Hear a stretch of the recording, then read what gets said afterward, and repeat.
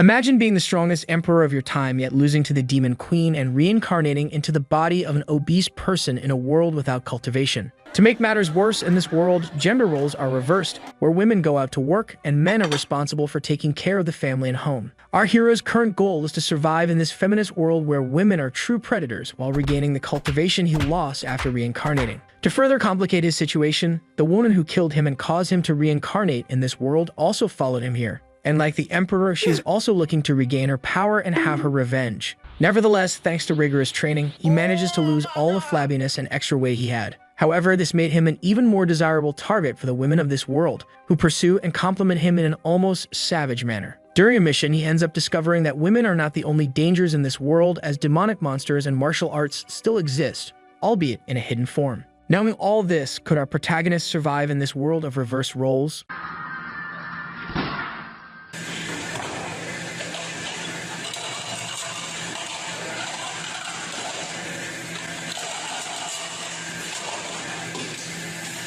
The story begins with our protagonist seeing a news article on the internet stating that the daddy gun style, according to some users, is ruining male mentality, and that in the past, women were considered intelligent and capable of reaching the heavens, but this style is tearing down that image. While reading all this nonsense on the internet, our hero wonders exactly where he has reincarnated. It has been 2 days since he arrived in this new world, and he still hasn't gotten used to the heavy body. Before coming to this world, he was the emperor of his generation. Every time he visits a news site, he only finds reports of robberies. In that world, there were no cultivators, just a modern world where the concepts of men and women were inverted. The power of that demon he had fought was so immense that they lost their bodies, but he survived by sheer luck. It was a miracle that his spirit managed to travel to another world and find a recently dead body to reincarnate into. Speaking of which, his name seemed to be Lin Mo. In his memories, he was a rich kid who studied at a first-class private school. Lin had no idea if that demon had also come back to life, but either way, before recovering his strength, he needed to live as Lin Mo. For that reason, even an emperor needed to go to school. Getting dressed, the young man left his room. Looking around, he assumed that his family wasn't bad at all. Even so, the house was smaller than his last fish tank. In his memories, it seemed that his parents died in an accident, and his grandmother had Alzheimer's, bedridden in the hospital. His distant aunt took on the role of guardian after he was abandoned, and together with her, his family also moved. Before he knew it, everything that belonged to him was already his aunt's, and his quality of life had deteriorated. Walking through the house, the boy approached a table. The one with hair like it was licked by a cow was named Yangjun, and the other was Zixuan. The boy's aunt appeared, saying that he arrived just in time to discuss his studies, and that Yanwu was right, mentioning that it was a joke. Hearing the name his aunt mentioned, the boy became thoughtful. In the memories of his body, his grandmother arranged a marriage for him before she developed Alzheimer's, and the girl's name was the same. However, she was shocked when she learned about it, and with disdain, asked how she could go out with someone as fat as him. While crossing the street, he was accidentally run over by a truck. And when this happened, his aunt canceled the engagement, thinking that it was unbelievable because the emperor of his generation would have to marry someone from this world based on another woman's decision. Still in the kitchen, his aunt asked if he was listening. The boy said it was nothing and told her not to arrange a marriage for him again. Observing Lin's expression, the woman thought he seemed different. Unexpectedly, he appeared to have an inexplicable aura of tyranny. Then Lin sat at the table, thinking that he had no appetite since starting his diet. But so that this body wouldn't starve, he had to take it easy. Taking a piece of food, he thought it smelled good. Then his cousin asked why he didn't study abroad since his companions knew how much he expressed his love to others. Len wondered why he needed to talk to those insects when this emperor reigned for thousands of years. But as he needed to play the role of a normal person, he said he wouldn't go now because he was happy with that school. The boy said it didn't matter which school he attended as long as he got good grades. Continuing to eat, Lin thought he didn't want to talk to him. 1 hour later, the protagonist was inside a car and the person driving announced that they had arrived. His cousin, in turn, asked Lin not to get out together with him. With a look of disdain, the protagonist stared at him, leaving the boy scared by that gaze. Getting out of the car. Next, Lin was already standing in front of a building, mentioning that the architecture of that world was excellent. However,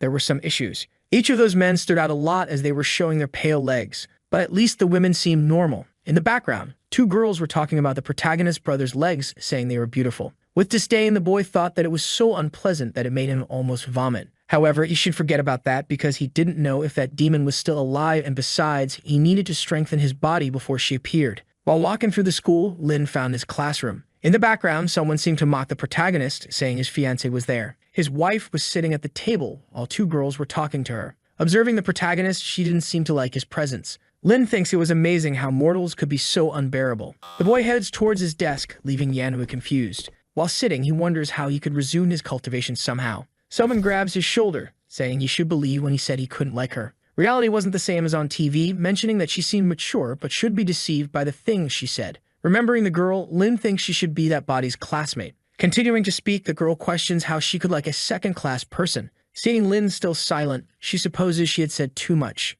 saying he still had a chance with Yanhui, who might like him if he lost some weight. Then the protagonist asks her to say what she wanted to say. The girl asks how he knew she was plotting something, and Lin mentions that she wasn't that kind to act that way. Then the girl really wanted to ask a favor, asking him to play a game with her, saying it wouldn't take long, and as a reward, she would introduce him to a girl more beautiful than Yanhui. There was a mountain that couldn't be reached alone, but she had contacts to help climb directly, so she was thinking of going during the summer, mentioning that the place was impressive at night and he would regret it if he refused to go there. Lin thinks of a rumor that high mountains attract spiritual energy, and that mountain was the closest to that region, so there was a high chance it had energy at the top. Also, it was a great opportunity for that body to lose weight by climbing the mountain. Accepting the proposal, he mentions he wasn't good at games, making her happy. The girl says there would be a match against an idiot from class 3 who loves pretending to be good, so after class, they could use the computers in the computer club. Sometime later in the computer room, the girl mentions she had reserved the room just for them, so no one would bother them. Sitting in the chair, she asks Lin to log into a user account. Then the protagonist enters his password, successfully logging into his account. Inside the game, the boy looks at a window, saying it was a competitive action game with an immortal theme. The girl appears, saying she had called the boss of that realm because he would help them. Then the boss appears, mentioning that she really brought a man, apparently liking the protagonist because he was her friend's classmate. Cutting the atmosphere, she says she would start the 3v3 PvP mode. Starting to run, the girl asks them to be quiet while she takes out the enemy team. Then the protagonist's friend asks him to hide while she goes to check. Lin thinks that only legendary beings in his world could be immortal, but cultivation and everything from his world were similar to the game. Supposing there was a chance that world had immortals, so we should be careful. While sitting, a notification appears that someone had died. That girl from before appears, apparently stressed. Starting to run again, she says she made a mistake and now would take revenge. However, she ends up dying again, repeating the cycle of running again, but now the protagonist's friend would help. Even so, it doesn't help at all. Outside the game, the protagonist's friend is furious because not even the boss of that realm was managing to defeat that person,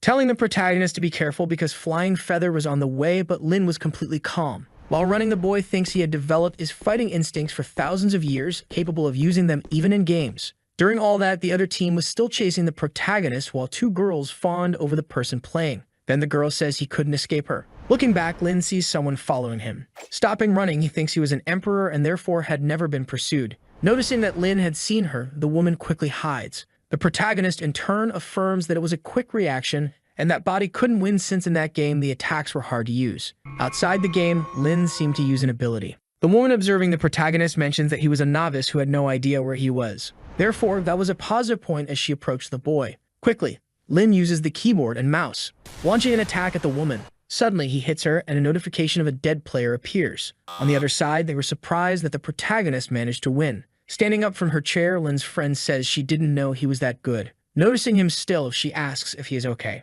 Lin thinks he had no idea that a body like that could be so damaged by a simple use of spiritual energy. Returning to the game, one of his friends asked to come back, but she didn't have more time, thinking that she had finally found him, wondering why he always kept running away. But this time, she would kill him going towards the protagonist. Meanwhile, the boy kept running non-stop. Noticing the girl had found him again, he thinks he should boost the lower part of his body again, throwing his sword towards the woman. Then she questions if the boy wanted to hit her from that far away. At the same instant, her leg gets hit. She ends up falling to the ground. Looking at the sword in her leg, she wonders if it was a warning to stop following him. Outside the game, one of his friends says they should stop chasing him. The girl, in turn, asks if she knew the other side, asking to contact them right away. Sitting in the chair, she murmurs the protagonist's name. On the other side, the protagonist's friend receives a call from those girls wanting to see her. Approaching Lin, and his friend says he was amazing, suggesting they play a few more matches, but the boy didn't want to play anymore, asking not to forget the promise he made before. Sometime later, Lin was already near his house. In his room, the boy lies down, mentioning that his body was very fragile. The next day, while going to school, his cousin calls him, asking him to explain to his classmates that the marriage with Yanhui wasn't real. Then the protagonist says there was no need to explain what was false. While walking away, his cousin says he was very arrogant. Inside the classroom, his friend notices his presence, asking if he knew who that girl from before was named Zhao Yutang, mentioning that, surprisingly, she was from their school. It seemed he went through a lot since he lost his love, mentioning that the girl wanted to see him and he didn't need to worry because she wouldn't do anything to a guy. But even before finishing the sentence with a threatening look, the protagonist observes him. Suddenly, he doesn't finish the sentence. mentioning that it wasn't Momo Baby. Then a girl walks towards the protagonist's table. That was Yenhui, saying they needed to clarify things and should say it was just a fake marriage. Lin's friend says she was going too far after all. Linmo was just a boy and should have more compassion. The girl questions what that had to do with anything and if she liked the protagonist. Entering the conversation, the boy says that whether it was true or false, there was no possibility of him being with the girl, asking her to leave. Yanhui says he was being very arrogant and didn't know how much it bothered her, so he should never say he was going to marry again. In the background, the boy says Lin was very strong because he hadn't cried until now, and the other guy says that if it were him, he would leave the school immediately. Then someone enters the room. That was the girl who had lost before, accompanied by 2 more people. In the background, people mentioned that was Zhao Yutang. Rumors said she caused a lot of trouble, and everyone who got involved with her left the school. Approaching Lin, the girl calls the protagonist. Apparently, Yanhui was her sister, asking if she wanted something. Then the girl calls Momo Baby, which was the protagonist's profile name in the game, asking him to follow her. Meanwhile, Lin, irritated, remains seated in the chair, thinking that he was an emperor and not Momo Baby. In the background, those 2 boys ask how he got close to Yutang and why she was calling him Momo Baby. His friend, in turn, apologizes because the girl wanted to play with the protagonist alone. He just needed to go out with her, and then he could do whatever he wanted. Leaving the room, Lin murmurs that those people were very annoying. At the door of his class, Yutang waited for him, thinking she didn't expect that Momo Baby was a man instead of a woman, stating that it was fun because in the past women fought with combat skirts, but now it has become a norm for them. Then she starts asking Lin several questions, wondering if he was the one who defeated her in that game. She orders him to find her after class as she wanted to duel with him alone. But Lin says he didn't play that game and had only won by luck, saying he was going back to class. Irritated, Yutang wonders if the boy didn't know who she was. Then the other girl affirms that it was not surprising Lin wasn't afraid of her since he had no love left in his heart because he had been abandoned. Yutang, in turn, gives the order for her to bring the boy at noon. Returning to the classroom, a group of boys ask what Yutang had sent to him. His friend says the girl had been attracted to the protagonist and just wanted to play with him alone, telling him not to worry because she would take him to Wushu Mountain on the weekend and also arrange some girls. With a threatening look, Lin tells her not to bring anyone else. Imagining supposedly illicit things, the girl feels embarrassed, saying many things and that he shouldn't be interested in her. Then another girl appears, saying that Yutang was waiting for the protagonist. However, Lin was no longer in the room. In the cafeteria, Lin was eating while people in the background mocked him, saying he ate too much. At the counter, the boy asks the server to wrap it up to go. Leaving the place, the protagonist thinks he still hadn't gotten used to that noisy world, and he shouldn't get upset because of that. In the background, someone was approaching the boy, murmuring various things about that body dying in a year, and if he wanted to survive, he should merge with her, and as a reward, she would fulfill his desires. While walking, people around observed her beauty. The woman says she had made the right decision. From now on, his 18 years of life would be part of hers, mentioning it was a pity that all the joys and sorrows he had experienced were just a drop in the ocean for her. After working hard for so long, she managed to defeat the Emperor, but it wasn't the ending she desired, and now the only thing she could do was revive the demon world. But the Emperor had many tricks up his sleeve, so he wouldn't die easily. Hence, she should be careful since he might have come to that world, affirming that this world was very interesting. She never got her father's approval in the demon world, no matter how hard she tried, just because she was a woman. Those men looked down on her and only wanted to possess her until the day she put on a mask of evil spirits, killing them so they would fear her. However, in that place, men are at a disadvantage and cultivation wasn't bad despite the spiritual power being scarce. Moreover, she was beautiful to the point that men followed her, but it had been a while since that fat boy was after her, and as a woman, it was good to be direct. Looking back, their eyes meet. The girl, in turn, asked him to stop following her because there would be nothing between them. However, our boy walks past her, ignoring the poor girl. Embarrassed, the girl thinks she should regain her strength before leaving that world, mentioning that the boys in that world were very shy, so Lin must have been embarrassed, refusing to admit he was following her. Therefore, he hadn't said anything to avoid embarrassment. Returning to the protagonist, he was apparently annoyed, wondering why that girl was following him. Noticing Lin was heading to the rooftop, she thinks he should find another place to be alone, but remembers that normal students never went there. People in that world are spiritually and physically weak, questioning if Lin was going to jump off the rooftop. However, that wasn't her business. Still, she remained bothered, remembering that the friend of the original owner of her body had also jumped off a building. Heading towards the rooftop, she thinks she would fulfill the will of that body. Arriving at the top of the building, she sees the protagonist at the edge of the rooftop. Then she tries to use an ability to immobilize him. However, she'd have forgotten she had no spiritual power. Meanwhile, Lin calmly thinks that it was quite cold up there, so it would be better to go down for lunch.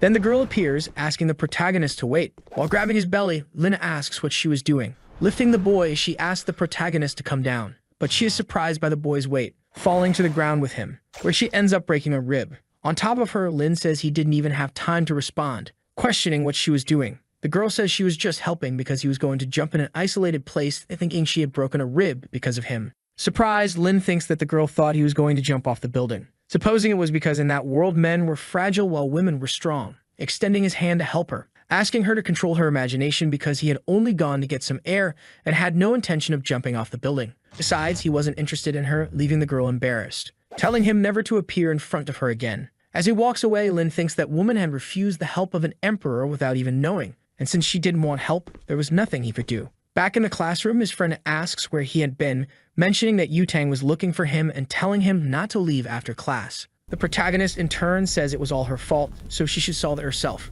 But the girl says she would go with him after class to play with Yutang, and if he let her win, it should be enough to leave him alone. Even so, Lin says he wouldn't go, thinking he didn't want to lose to a little girl, even in a game. His friend keeps trying to convince the protagonist, but the boy says the problem was hers. The girl saying she would do anything for him. Lin still decides he wouldn't go, so his friend thinks she was in trouble. Sometime later, the day passes. Standing up, the protagonist tells them to leave and not to forget their promise at Wushu Mountain. While walking away, Lin remembers something, recalling that he had fallen on top of that girl, wondering if she was okay. The human body is very fragile, so she probably ended up breaking some ribs. Since human lives in that world were precious, he could end up being arrested, which would cause a huge problem. Looking for the girl, Lin thinks he should check on her. Meanwhile, she was still on the rooftop, stating that that body was very weak and couldn't get up. Besides, it was very windy, and she was hungry, thinking about shouting for help but wouldn't do it, even if she died. She didn't expect that could happen. An invincible demon who defeated the emperor was taken down by a fat boy. Then someone approaches the girl. Noticing it was Lin, the girl asks why he came back. Kneeling down, the protagonist observes her, thinking she didn't look well. Then he places his hand on her back, saying she had broken some ribs, mentioning she was very weak and needed to exercise, but the girl says it happened because of him. While Lin takes off his coat, the Empress, embarrassed, asks what the protagonist was going to do. Covering her, the boy mentions it was windy on the rooftop, asking her to wear his coat. Making a call, he says he would call an ambulance, but the Empress says she didn't need his jacket. The protagonist already knew she didn't want to wear his jacket because he was fat, but should remember that her body was fragile and could take it off when the ambulance arrived. However, for the girl, it wasn't for that reason. She didn't expect the protagonist to be so kind. This world has a standard of beauty for men, thinking she didn't know why Lin helped her, but would keep an eye on him anyway. Sometime later, the ambulance arrives. While the Empress is on the stretcher, two girls notice the commotion. Embarrassed, the girl thinks she would never forget that day. At night, the protagonist was already near his house. Entering, his cousin asks why Yutang had come to talk to him. Then Lin says he would say it only once. Zixuan, in turn, thinks that Fat Boy had a sharp look, mentioning he was more aggressive lately, saying that Yutang must not have gone after him on her own and must have caused some trouble. Because of that, he would ask his mother to throw him out of the house. Then Lin, questioning what he was talking about, mentions that it was his house. Zixuan, about to slap the boy, says he had asked for it. With no effort, Lin grabs his hand. While squeezing his arm, he thinks he was very weak, so weak that it wasn't even worth continuing. On the floor, the boy says it hurt, going to tell his father that Lin had hit him. Appearing in the kitchen, his father asks how he dared to hit his cousin, saying he would deal with him. But with no effort, the protagonist also grabs the man's hand, surprised that Lin Mo had grabbed him so easily. Lin in turn says he would give him advice to never mess with him. Crying, the man says he was an abuser, calling the protagonist's aunt, saying he was causing trouble. Arriving in the room, she tells them to be quiet. Staring at Lin, she thinks the boy was different, saying she didn't want to know what happened and just to apologize to his uncle. Lin, in turn, thinks that she was the first person to ask an emperor to apologize, saying he wasn't wrong and therefore wouldn't apologize.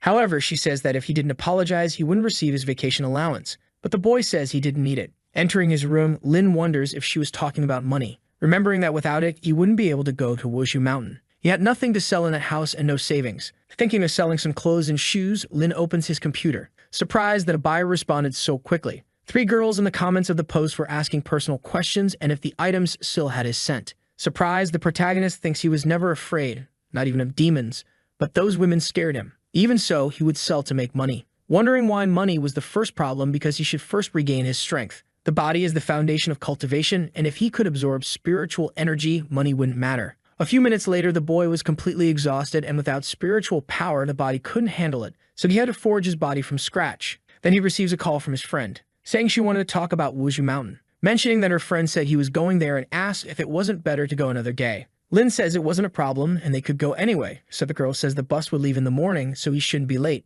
The next day, the protagonist goes to the table for breakfast. Zixuan asks why he woke up early and if Yanhui hadn't asked to go out with him, but the boy remains silent. His cousin, in his thoughts, wonders why he wasn't responding and if he was planning something, saying he could continue eating like a beggar because his bus had arrived. Near the bus, Yanhui calls the boy, saying she was scared so they should get on quickly. Inside the bus, she says Lin has been different since she rejected him, mentioning that last night he pushed Zixuan while arguing with his father. Yanhui, in turn, says she always knew it wasn't a good idea to take Lin to Wushu Mountain, affirming that he was also going, and the other girl says he looks like a whale pacifier, so he wouldn't be able to climb. Then the protagonist's friend appears, saying they were in the same class and shouldn't talk about him like that. The girl thinks she didn't expect Lin to come, but he wasn't afraid of Yanhui, so she would stay with him so he wouldn't feel alone. Then Lin appears on the bus. While going to his seat, Yanhui stops the protagonist, asking why he pushed Zixuan. Interfering in the matter, the protagonist's friend says it must be a misunderstanding because Lin was a calm person, calling the boy to the front of the bus because it had a beautiful view. At the front of the bus, she asks the driver to stop at the next stop to pick up another person.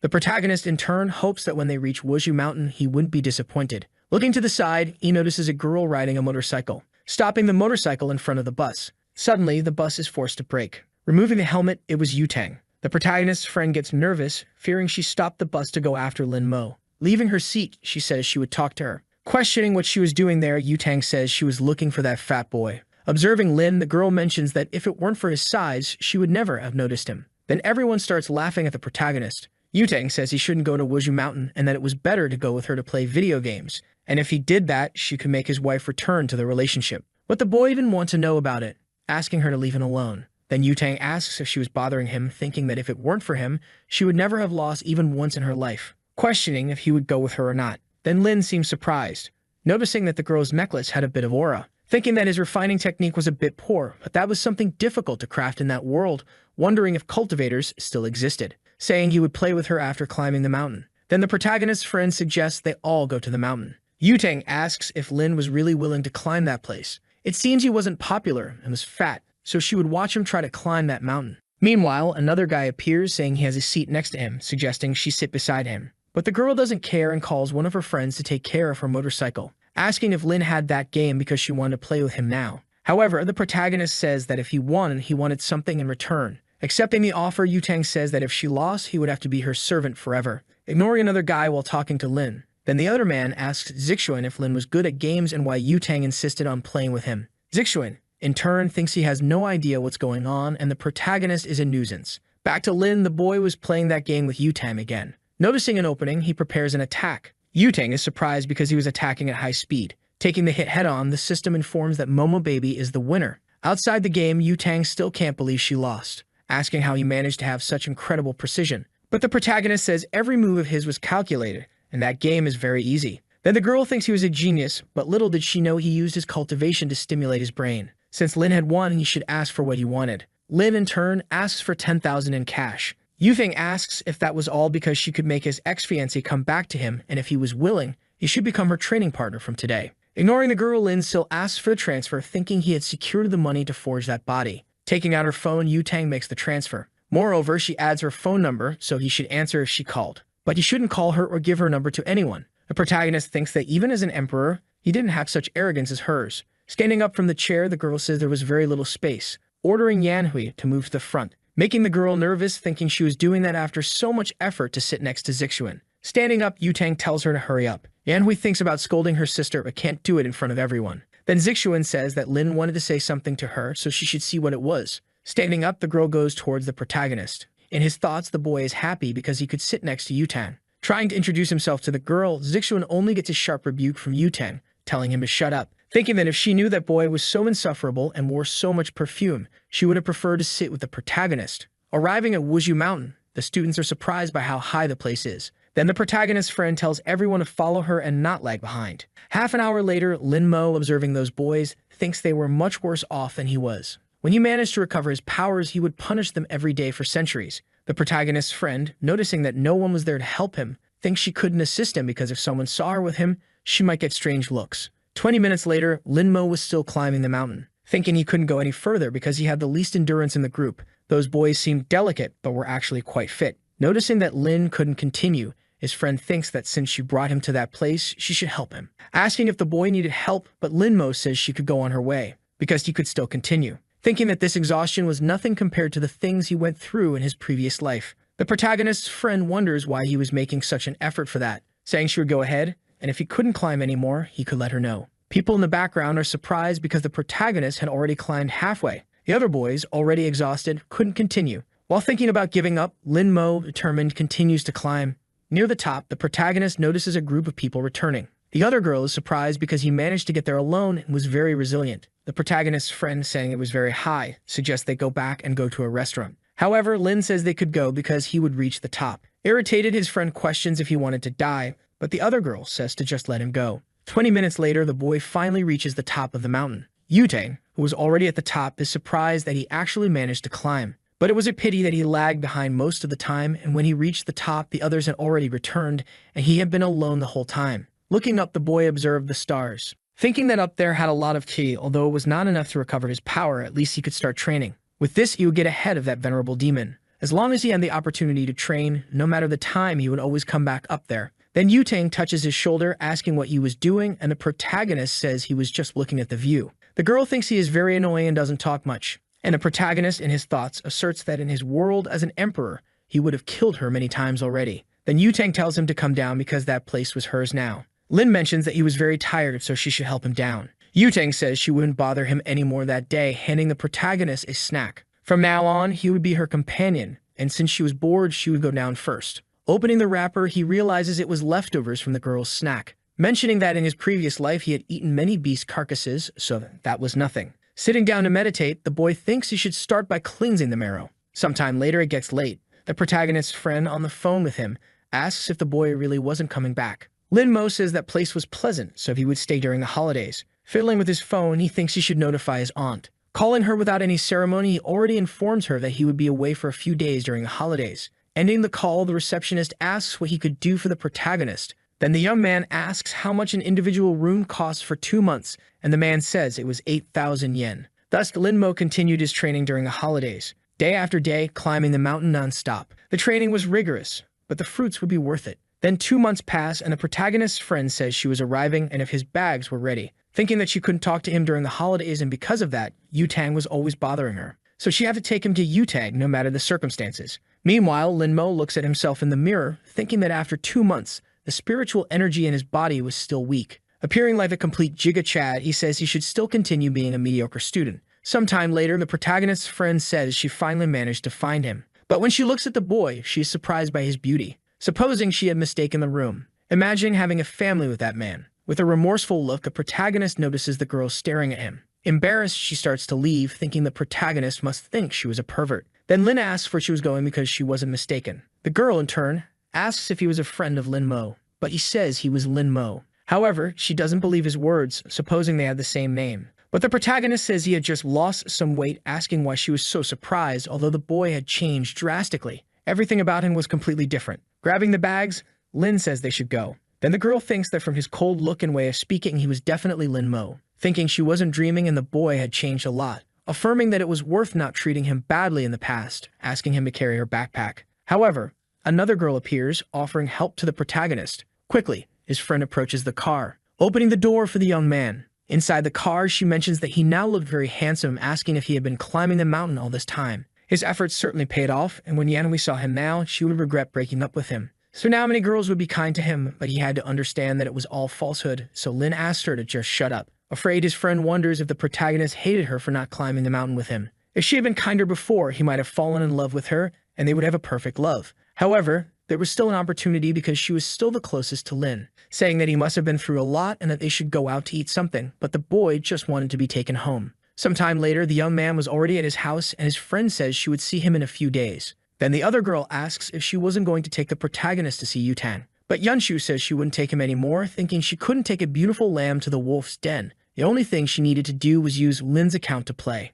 Then Lin Mo enters his house. The whole family is surprised by his appearance, asking who he was and how he had entered. But the boy says he is Lin Mo and had just lost weight. Even so, Zixuan doesn't believe it was him because even if he lost weight, he wouldn't be that handsome. Then his mother asks him to stop yelling, asking if the boy had had some surgery. The boy mentions that she had all his money, so he couldn't have done that, questioning if he would receive his allowance that semester. His aunt said she would cover all his expenses and also buy a new uniform. But if he did anything bad to his cousin or uncle again, she wouldn't give him another cent. Standing up, Lin says he was already satisfied, and his aunt thinks he really was the protagonist. The next day, the young man was in a car with his cousin going to school. Zixuan asks why the driver was driving slower this time, so the girl says she would go faster, thinking she couldn't help but look at the protagonist because he was very handsome. So she just wanted to keep observing the boy. Then Lin gets out of the car. Everyone around is surprised by his beauty, wondering who that boy was. His cousin, envious, questions why Lin was drawing so much attention. Noticing that the girls were taking pictures of him, the young man thinks something wasn't right.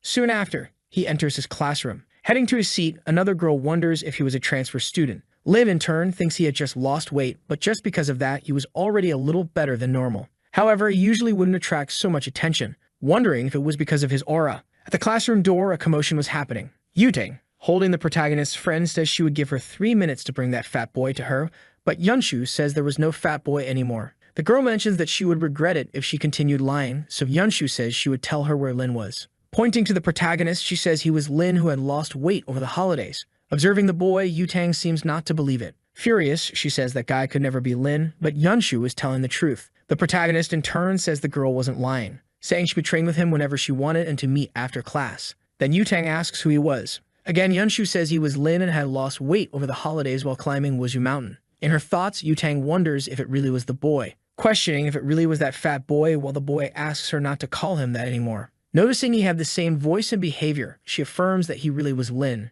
saying it didn't matter if he was fat or thin because he should wait for her after class. Yunshu says it had been someone else who had played with her before and Lin had joined just to complete the group, so the protagonist wasn't very good at games. With a threatening look, Yutang observes her, asking if she dared to say that Lin didn't know how to play, mentioning that yesterday she had used Lin's account to try to deceive her, so she was the most arrogant person who tried to do that. While leaving, Yunshu asks for a chance to explain, thinking that now Yutang would never leave her alone. Two girls appear, asking how she knew it was Lin. Even if it was the boy, he couldn't have become so handsome, so he must have had some surgery. Then the teacher appears, asking everyone to take their seats because class was about to start, saying she was curious to know how their holidays were. However, she ends up being surprised, asking who that student in the back was. Yunshu, raising her hand, says it was Lin who had lost weight during the holidays. Surprised, the teacher says he had changed a lot and must have worked hard to achieve it, asking if the boy wanted to sit at the front that semester. Quickly, a girl responds no, mentioning that Yunshu had promised they would change places with her. Another says she had grown a lot during the holidays, so she should also go to the back. Yunshu thinks they were trying to take her seat but wouldn't let that happen. The teacher, asking them to stop arguing, says the first person to change places would be Yunshu. While two girls remove her from her seat, the protagonist's friend pleads to let her stay in her seat. Another guy asks Zixuan if Lin had had surgery to become so handsome, and the boy responds that there was no other way than that. The teacher says the odd numbers would stay in the same position and the evens would change with the adjacent ones, saying that Li Jiang would sit with Lin. The other girl asks if Jiang was really going to sit with the protagonist, then the girl says it's okay because she couldn't let Yunshu have him for herself. Looking at his classmate beside him, the young man notices that he was a bit chubby and quiet, so there would be no one to bother him. Yunshu, standing at the front, cries for losing her seat. Then Lin Mo stands up from his seat. A group of girls start flattering the young man, saying they would be exhausted if they had to climb the mountain every day, and another asks if he could give some advice to her brother. Yunshu thinks they are all fake because when Lin was fat, no one talked to him, saying that unlike them, she never treated the protagonist badly when they first met. Lin coldly asks them to get out of his way. Quickly, the girls make room. Another girl says that the protagonist looks very handsome with that attitude. Noticing Zixuan getting stressed, the girl mentions that he was jealous, but it wouldn't help because they preferred Lin. Back to the protagonist, the young man was in the cafeteria. A girl waves at him, saying he could sit in her place because she had to leave, but Lin declines the offer, thinking he wasn't sure if it was safe near those mortals, mentioning that the eyes of those women were nothing less than deceitful. In the background, Yanhui questions if it was really the protagonist. Zixuan asks if she regretted breaking up with him now that he was handsome, and the girl responds that she wasn't that superficial. Another girl appears, saying she wanted to go after Lin Mo, asking if she could help her, mentioning that it didn't matter if he had surgery or not because she always liked him for his personality. Then Yanhui calls her a hypocrite. Hearing what she said, she thinks hypocrisy was thinking that was surgery, and if she could get those beautiful legs of Lin's, she wouldn't care if they were fake or not, saying she would go after the boy alone. Meanwhile, Lin Mo was walking through the school. Then Yanhui appears, saying she was there to apologize for everything, mentioning that it had been sudden for her, and she still didn't want to get married. Accepting the apology, the protagonist walks away. Asking Lin to wait, the young man questions if she had more to say, affirming that she really felt sorry for everything she had said. Lin continues to walk, making Yanhui wonder why he was so cold, supposing she might have been the reason he changed so much. Outside the school, Lin Mo hopes no one is on the rooftop. While walking, he encounters the girl whose ribs he had broken, wondering if she wanted to steal his spot on the rooftop again. Looking back, the girl notices that Lin has been following her for some time, mentioning that he looked like the protagonist, but that man was more handsome. Then Lin walks past the girl, feeling relieved because she thought the young man would talk to her, questioning if he was also going to the rooftop. Catching up with the boy, she notices he was climbing the stairs.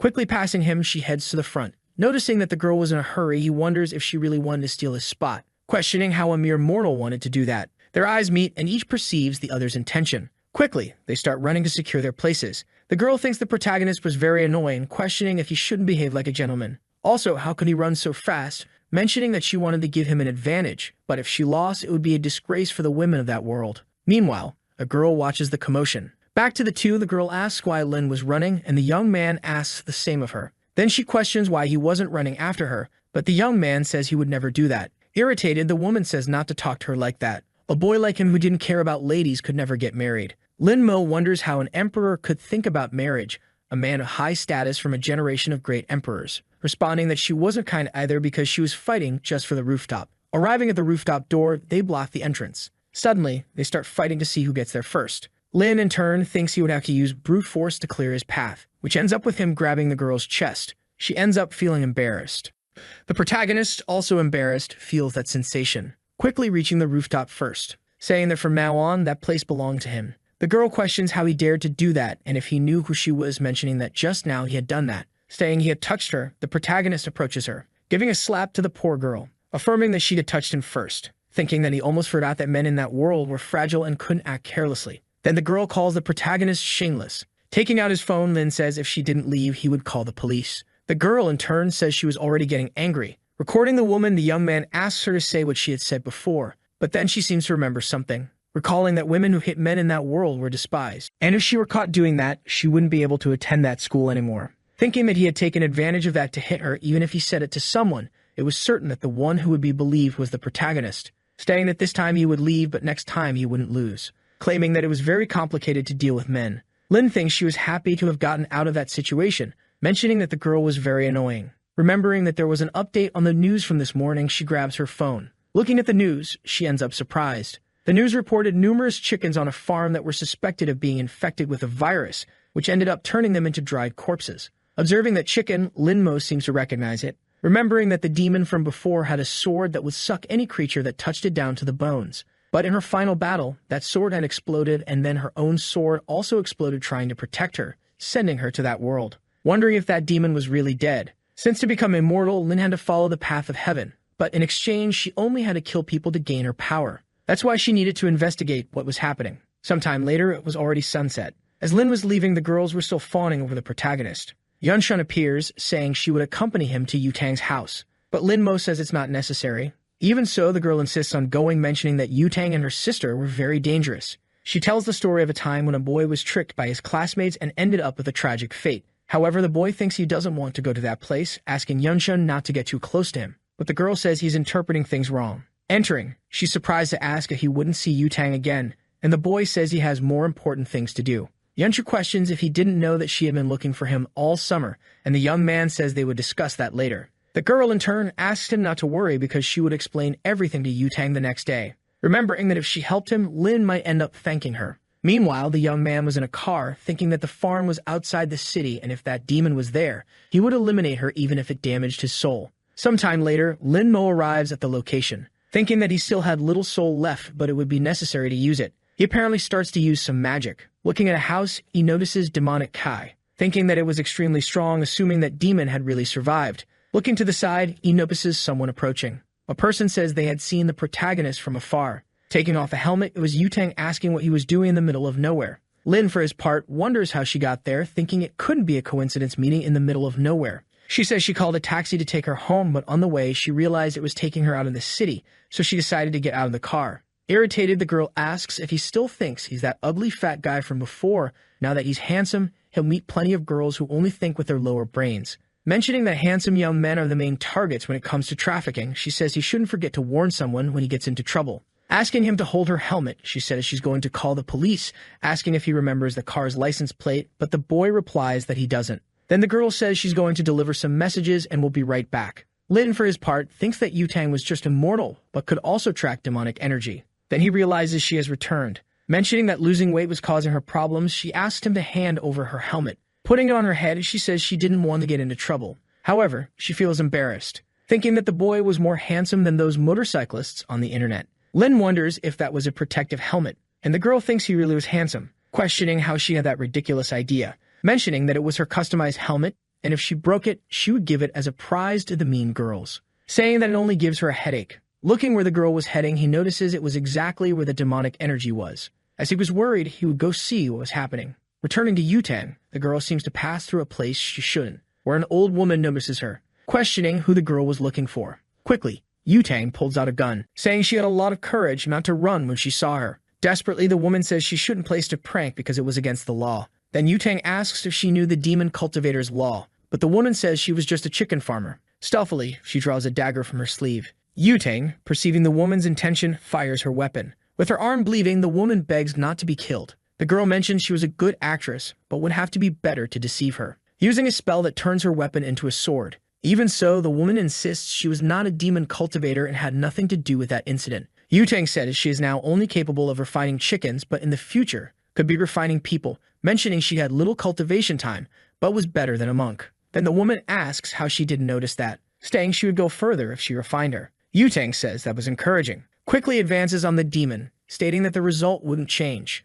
stabbing her sword into the monster's chest. Lin Mo, watching from the background, thinks that energy seemed to be from a demonic sword. Yutang, in turn, seems surprised, for her sword had no effect. The girl thinks that energy was completely different from the demon cultivators she had encountered before, questioning what that creature was. In an instant, the monster advances on Yutang, where she narrowly dodges, assuming that if she took that attack, she would surely die. Again, the creature envelops magic in its fist. Then Yutang takes a piece of paper. It was a spiritual talisman thrown towards the monster. However, it has no effect, where the demon again attacks the girl. Suddenly, she is thrown against the wall, as she coughs blood as she thinks she couldn't believe she had lost.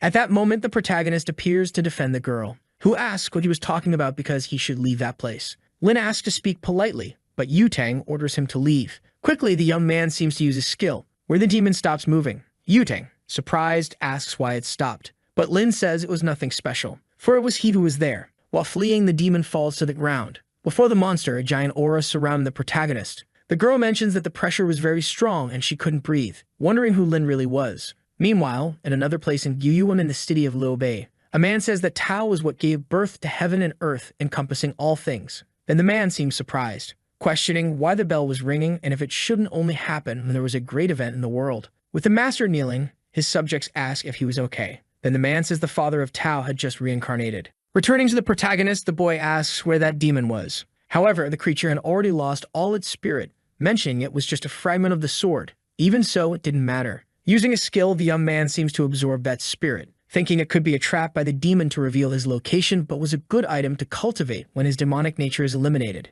The only thing he had to do now was to take care of that woman. Behind the protagonist, Yutang says he was very handsome. Using magic, the boy orders her to forget what she had seen. Then Yutang faints. Observing the girl, Lin thinks her spiritual root was of the highest quality and that was incredible, even in his world. But that meant there was a good place to cultivate in that world, otherwise it would be impossible to reach that level. Soon after using his skill, the boy feels a pain in his chest, assuming he had overloaded his residual soul, thinking he should leave that place, where he ends up encountering two girls mentioning he was very handsome, and that they would take him to a nice place, but Lin asks to let him go or they would regret it. Then the girl says he was acting tough, asking him to be a little more gentle. Irritated, the protagonist thinks that as his soul was damaged, he couldn't use his strength. Grabbing his face, the woman says he should obey her. Meanwhile, Yutang was behind the two, asking them to get out of her way, throwing a punch at the woman who narrowly dodges. The other woman tries to attack Yutang, but the girl dodges and counterattacks, quickly delivers a kick to the other, where she ends up knocking them both out. Approaching Lin, she asks why he didn't defend himself because when encountering people like that, he should strike with all of his strength at their weak point. The boy, questioning what the vital point was, hears Yutang respond that it was the chest and asks if he didn't even know how to defend himself. Leaving, the girl says she would take the young man to her house. When he was about to take off his helmet, Yutang asks why he did that, telling him to just get on the bike. Getting on the bike, the two head towards Lin's house. The protagonist thinks that in his past life, holding a girl without being in a relationship would be considered indecent, but in that world, they didn't think much about it. However, that vehicle was very fast, mentioning that with his sword, he could go faster than that. In the dead of night, the two arrive at their destination. Lin, thanking for the ride, asks how much he should pay, and the girl questions what he was talking about. Calling him fat, she mentions that just a moment ago the boy was scared and the protagonist asks her not to call him that. Then Yutang says that before Lin didn't care when people called him that. In the middle of the conversation, the girl remembers something, saying that the protagonist had deceived her again and left her waiting. But the boy says his family taught him he should go home after school because he couldn't walk alone, saying he had waited for her before. However, Yutang mentions that she had an emergency.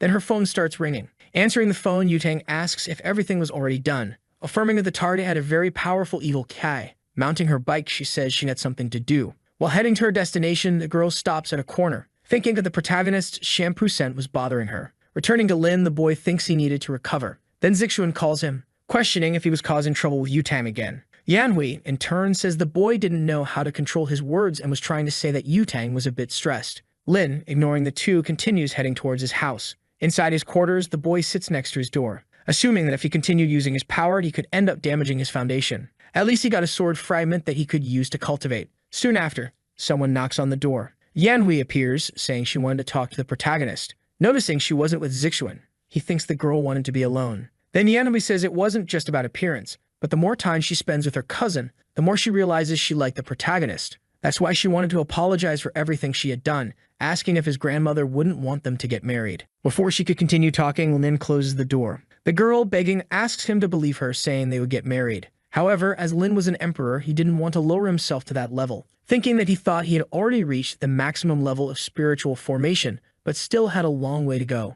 Starting to meditate, the boy considers it as mental resilience training. The next day at Lin's school, a girl calls the protagonist to eat. Noticing the boy ignored her, she mentions that he was very handsome but had a heart of ice, and he was getting more and more handsome, looking like a movie star. Meanwhile, Yanhui, along with her group, were eating. Looking to the side, she notices a girl trying to call the protagonist to her table, who, without any remorse, ends up refusing. Zixuan asks what good it was to be handsome but be alone, and the other guy says he had questioned how he had lost weight, but he always ignored him. Observing the situation, Yanhui seems uneasy. Getting up from the table, she says she would call the boy to her table since they were in the same class. Zixuan, irritated, asks why she would call him as the girl already knew he hated him. Reluctant, Yanhui asked the boy to let her go, otherwise Lin could see and interpret something else. Irritated, Zixuan says he had no more respect for him, and if she went to get the protagonist, she didn't need to come back. However, the girl thinks that if she could have Lin Mo in her arms, she wouldn't regret anything in her life. Meanwhile, a group of girls was bothering the boy, who wonders why all those women were disturbing him. Then Yutang calls the protagonist,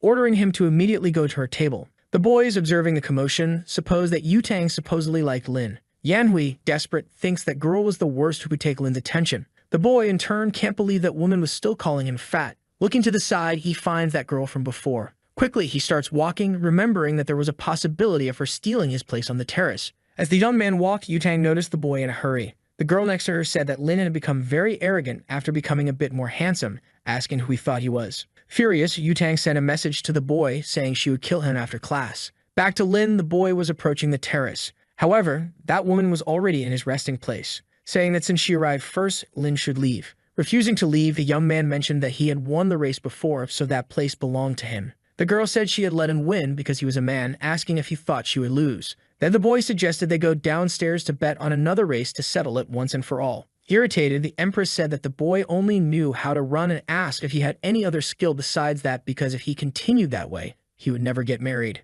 Lin Mo in turn said it was nothing special, saying he could choose any game and he would beat her in any of them. With a sly smile, the girl seemed to be planning something. Grabbing a cup of pieces, she said they would play that game. Observing that in the girl's hand, Lin wondered if it could be what he was thinking. Then the Empress asked if he knew how to play that game and said that if he won, besides leaving the terrace, he could ask for anything. Sitting on the floor, the boy mentioned that he wouldn't be able to fulfill any of her wishes even if he tried. Convinced, the girl thought she had spent thousands of years playing that game, and her skills were of another level. Little did she know that the protagonist had also spent many years playing that game, known as one of the best in his world. About to start the game, the two stare at each other. In the middle of the match, both sides were completely focused. Realizing he still hadn't won, Lin wondered if that woman was a reincarnation of a player of that game. Sometime later, the match continued until sunset. The girl, observing the situation, realized the match was uncertain, and if she wasn't careful, she could lose. The boy said that if she didn't know what to do, she should give up. However, the Empress mentioned that classes were over, so he should feel proud to have reached that point and therefore should go home.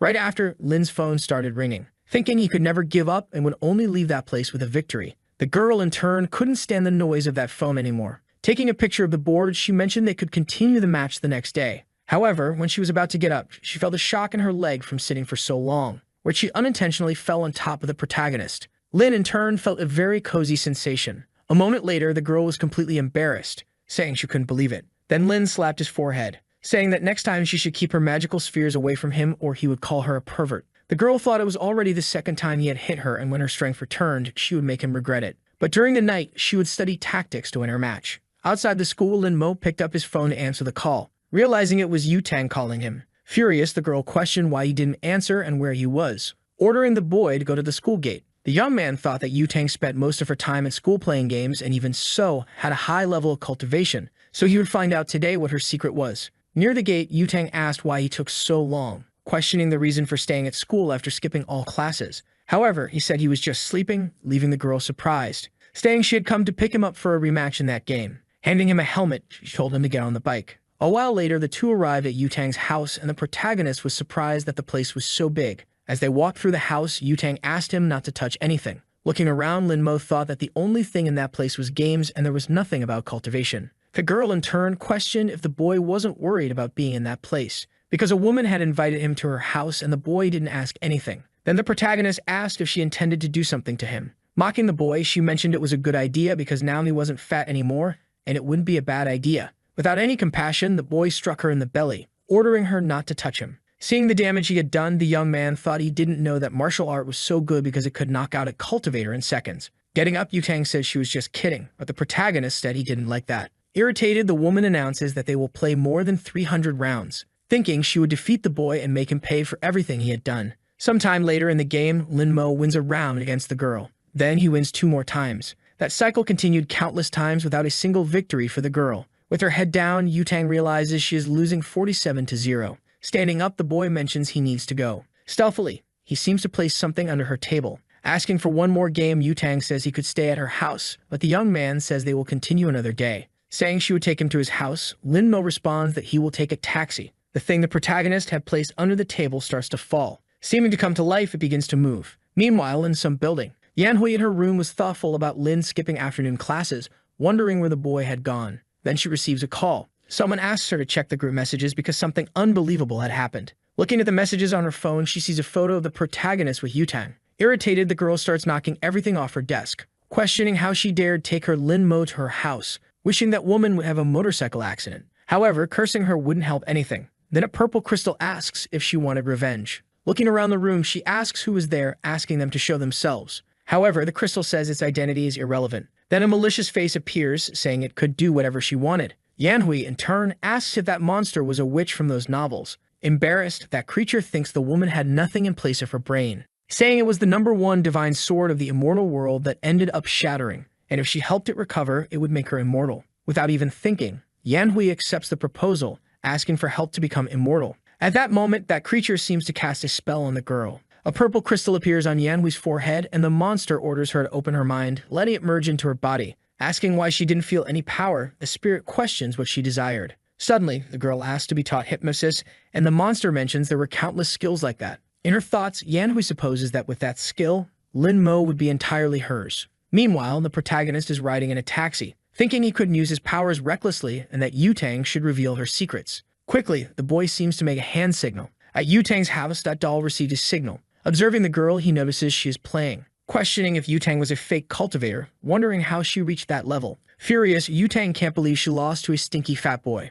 Lin Mo, in turn, gets irritated with the girl's words, mentioning that now he will crush her in all games. Then Yu Tang remembers she has something to do. Watching her leave the room, Limo wonders where the girl was going. In the room, Yu Tang is changing clothes. Putting on a suit, she says that it will work. Opening a closet, there are numerous combat weapons. The protagonist thinks that even if all that was of low quality, they were still hard to get in this world. Starting to run, the doll jumps onto the girl's clothes, thinking that this time he would discover her secrets. Sometime later, Yu Tang arrives at a building, thinking she should find out what shampoo the protagonist used because it was very fragrant. Inside that building, the girl approaches a door. Meanwhile, someone says they should raise their glasses to celebrate the newlyweds. In that place, a wedding was taking place, and the woman mentions that the bride will give a speech. Taking the microphone, the woman thanks all the people who came despite their busy schedules. Meanwhile, Yu Tang sits in her place, thinking that now she just had to wait for everything to end. After a while, the other woman declares that the wedding ceremony between Lin Yu and Xiuxiu is over, and now the party could begin. Returning to the two newlyweds, his wife asks if he was very tired, but the man asks her not to worry because he just needed to change clothes and drink something. While they were talking, someone approaches the two lovebirds. It was Yutang standing in front of them. Seeing who it was, the boy becomes desperate. The bride, in turn, asks if something was wrong. Then Yutang says that now that her wish had been fulfilled, it was time to go. Starting to transform, the man asks if she thought fulfilling her wishes was that easy. At that moment, that boy transforms into a werewolf. When he was about to attack, Yutang used a talisman. Dodging the attack with a jump, she drew her sword, attacking the wolf from above. With one strike, he was knocked to the ground. Holding his neck, she thanked the girl, and in a matter of seconds, his head disconnected from his body. Desperate, his bride tried to save the man. In his thoughts, he apologized to the woman because he would never see her again, mentioning that this form was a stupid way to die. Returning to human form, his wife ran into his arms, begging him not to die, ordering them to call an ambulance to save him. Furious, the woman said she would kill the girl. Yudang, in turn, mentioned that she didn't know her husband as he was an expert in draining energy from women, turning them into slaves, saying she was just doing her job and it was nothing personal, using a talisman to make them forget everything they had witnessed. Right after, the bride fainted. Calling someone, Yutang said she had finished her job and now they should take care of the rest. Meanwhile, that doll fell from the girl. Running towards the man, Lin Mo realized it was a shape-shifting fox that would be very useful. Lin Mo decides to save the fox, feeling it would be useful, and thus begins to perform the soul reincarnation spell. The golden aura of his paper doll begins to rise towards the fox. The body of the former fox man starts having its soul extracted. The soul moves towards the doll, which has its hands crossed and ends up entering it. Thus, the object completely changes its form to one with long silver hair. The small one starts running desperately, and 20 minutes later, he reaches the hand of someone who was waiting for him. That person is our protagonist, who is outside the building. The soul of the man thinks he is going to die, so by luck he managed to get revenge, but regrets not being with his beloved. Soon, someone calls him by his name, Chen Xiu, and asks if the fox truly wants to die or if he prefers to live. Opening his eyes in that abyssal darkness, the man admits he doesn't want this to be the end of his life. He still has much to say to Zhou Linyu, and no matter the cost, he still desires to live. Our protagonist informs him that he will give him a new life, and in exchange, he must serve him for 10 years. Thus, the small one opens his purple eyes, revealing an adorable appearance now of a young fox man with long gray hair. He looks around at the ritual he is in, seeing our protagonist, who remains silent. Xiu has never heard of such powerful magic and wonders if it was this young man who summoned him. Soon, he looks up, recognizing that this is the most powerful man he has ever known in his entire life. The small one ends up falling to his knees inside the ritual. He introduces himself as Chen Xiu and says he is there to serve his master, expressing great gratitude for this opportunity to be under his orders. Lin Mo desires that he tell him everything he knows about cultivation in this world. The fox promptly agrees and asks where he should start, to which our young protagonist replies that he wants to know about the cultivation method. The small apprentice explains that due to the scarcity of energy in this realm, cultivators travel to other secret realms. They are completely limited because all are controlled by powerful clans and families. He then reaffirms that even an ordinary practitioner would not be able to join a sect without connections or background. Everyone is taken in by the clans, but only to be used as furnaces and eventually destroyed for cultivation. Our protagonist realizes that this has become an evil cultivation practice, which the small one confirms,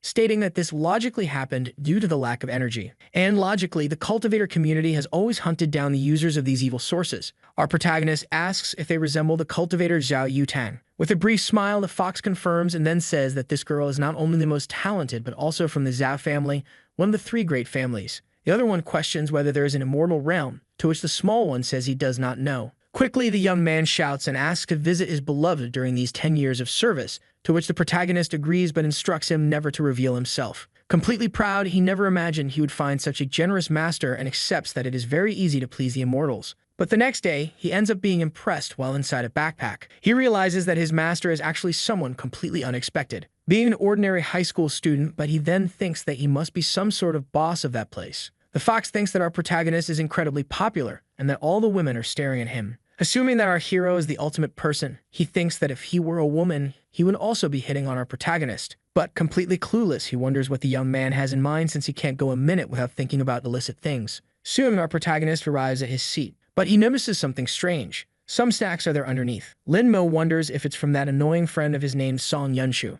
His ex Dian Hui approaches, saying she remembered his favorite snacks and bought them for him, and Lin Mo can't believe it was her. The cousin of our boy approaches, asking what she is doing, and becomes extremely angry. She claims that our hero is her fiancé and that it's normal to pamper him a little, which makes the man completely furious. With tears in his eyes, he prepares to slap the girl while calling her a bitch. He grabs his hand with extreme force while telling the boy to stop. Our protagonist is impressed that his cousin couldn't even manage to slap a woman. The girl says she will only say this once and ends up stating that she will punish him if he continues bothering our boy. This leaves the purple-haired boy completely helpless and crying. He runs away from there, leaving the girl alone. She says that if anyone bothers him, he can call her and she'll come back to solve everything for him. The girls think it's ironic that she now shows interest in the protagonist since he's become bolder as he's gotten more attractive. Soon, noon arrives and we can see the school cafeteria. A blue-haired girl calls for the blonde, saying that a girl named Yanhui is stealing her man. But the president says they are a bunch of idiots and assumes the girl can have the fat guy since she's not interested in him. Soon, a certain presence catches her attention. It's the protagonist's ex, who shows up with a smug and malicious expression. She ends up calling out Lin Mo's name, who's our protagonist, thus inviting him to eat with her. The blue-haired girl thinks she's trying to provoke and therefore tells Yutang not to take it seriously. But with extreme brutality, the blonde says that if the protagonist annoys her, then she will give him a beating. Soon, anger appears on our hero's face. Thus, he leaves the area with his ex, who is convinced she can win him over. He can't believe he lost his temper after so many years of cultivation and thinks he still has much to learn. In his pocket, the small fox thinks his master is truly incredible, since even someone like Zhao Yutang is jealous because of him. Furious, the girl asks if the boy really complained about her, but the blue-haired one just says to ignore it, since she can't hit a boy. She decides to forget about the fat guy and then starts thinking about the girl since she's being very bold. Our protagonist finally reaches the school's ground floor. The dark-haired girl, while eating a pastry, tells him to hurry up. Our protagonist notices the immense hostility and reflects that she must be angry about the previous day. He sits down and then makes his first move in the game. She knew that our protagonist would make things difficult for her, but still she had already thought of a solution before any of this happened. Impressed, he admits that the girl is really good at this game. But suddenly, his stomach lets out a hungry growl. With the bag in hand, he stares at her with a somewhat blank look. Then, he opens it, revealing a lunchbox inside. He ends up breaking his chopsticks to start eating. The other one assumes that this is a matter of respect as he is eating instead of playing, but our protagonist excuses himself, saying it's lunchtime. She thinks that if he keeps this up, soon enough he'll be fat again. But soon a question arises about the fat guy who was here on the terrace. Our protagonist says he has never seen anyone of that profile around. Angry, she admits that just thinking about that boy makes her ribs ache because of his weight. But her expression quickly changes to surprise when she sees something on her phone. It's a picture of our protagonist being posted in the girls' group, thus realizing that our protagonist was, in fact, the fat guy she had known before. With red eyes, she says she asked a question. Recalling and showing the protagonist's picture, questioning if he truly doesn't know this person from the phone. With extreme shamelessness, the protagonist says he has never seen someone so fat, to which the girl gets irritated, saying Lin Mo is a terrible liar. But she understands that he doesn't want to talk about the past, so she says he doesn't need to worry since she didn't ask for that reason. Soon, she starts rummaging through her bag, revealing that she washed his blazer, though thinking it might not fit him anymore given his current physique. A light appears in his eyes, perplexed by this gesture. Soon, he collects the garment while remaining completely stunned. Quickly, the young woman stands up, accepting it as a tie and saying that he is really good at the game. Our protagonist states that few people are his equal, but she was one of the few who managed to surprise him. The girl states that from now on, their fight is over, but ending it this way leaves the protagonist in silence. Quickly and with conviction, he ends up calling her, saying it would be better to have a best of three and decide a winner. With a cheerful smile, she accepts his proposal and then reveals her name as Han Xinyi. Our protagonist is surprised by this name at first, but then reflects a little. His small fox ends up jumping out of his bag in surprise. It's astonished that he is so powerful that all the women throw themselves at his feet. But our protagonist reveals he has a question, which is about where the resources for his demonic cultivation come from. The little one promptly replies that they come from the Dark Gate network. The items are protected by the Shadow Clan, which is primarily responsible for the protection of both demonic cultivators and members of other families. But they can also sell them to people of good nature, as long as you have money. Our protagonist is surprised and then asks how he managed to get money. The small fox responds that he completed several assassination missions but ends up saying that the quickest way to get money is by finding a sugar mommy. He assumes that his master doesn't even need to work since a sugar mommy would be the best option for him. But quickly, the protagonist's hand flies towards him, grabbing him while the fox squirms, saying he shouldn't have said such things. Lin Mo then puts him back in his pocket, informing him that when they get home, he will take a look at the materials, especially how to make spiritual amulets. The night begins to fall over the school, which is now silent. At the time of dismissal, the blonde ends up calling him by the fat guy she knows. But our hero simply dodges, causing Zhao Yutang to get irritated and tell him not to pretend he didn't see her. She ends up saying that today his ex-girlfriend provoked her and tried to embarrass her, but our protagonist reveals that Yanhui is not his ex-girlfriend. The girl doesn't care but informs him that she's a respectable person and therefore he should cooperate and suggests that he could go for a motorcycle ride with her. In silence, the protagonist simply keeps his face expressionless while reflecting. The girl with a mischievous smile asks if Lin Mo will be able to get on by himself or if he'll need her to carry him. When he agrees, they both go to the motorcycle and she calls him a good boy. Behind a lamppost, someone watches the blonde and curses her for going out with her precious Lin Mo. A shadowy voice ends up asking why she doesn't hypnotize him. But the younger one reveals that she wants the protagonist to willingly give himself to her body and soul. Soon both leave the school in a desperate rush. The protagonist notices this and says that Yutang is going too far. With a mischievous smile, she says he's too naive for believing the words of a woman. In a broadly suggestive manner, the protagonist asks if she's really interested in him, leaving her blushing and confused. The motorcycle comes to a sudden skid stop. With a red face, she asks if she hasn't made it clear enough that she isn't interested in him, to which the protagonist asks if she really doesn't want him. The girl tries to refuse with all her might, and the protagonist just accepts, saying that they're just colleagues, so she shouldn't get too involved with him. Yudang ends up revealing that there's a line of people wanting to be her boyfriend, and even so, if it weren't for the games, she would have never looked at the protagonist. In our young protagonist's pocket, the small fox thinks his master is truly surprising. He wonders when he placed that paper doll on her, and moreover, how he did it with a normal of 4 sheet. Sometime later, we can see our dear protagonist's house. He thinks about the Dark Gate network. Soon after, he calls for his small companion, who jumps onto the table. With quick clicks on the keyboard, he confidently says he will access the Dark network as quickly as possible. Thus, he keeps hitting Enter forcefully and manages to gain access.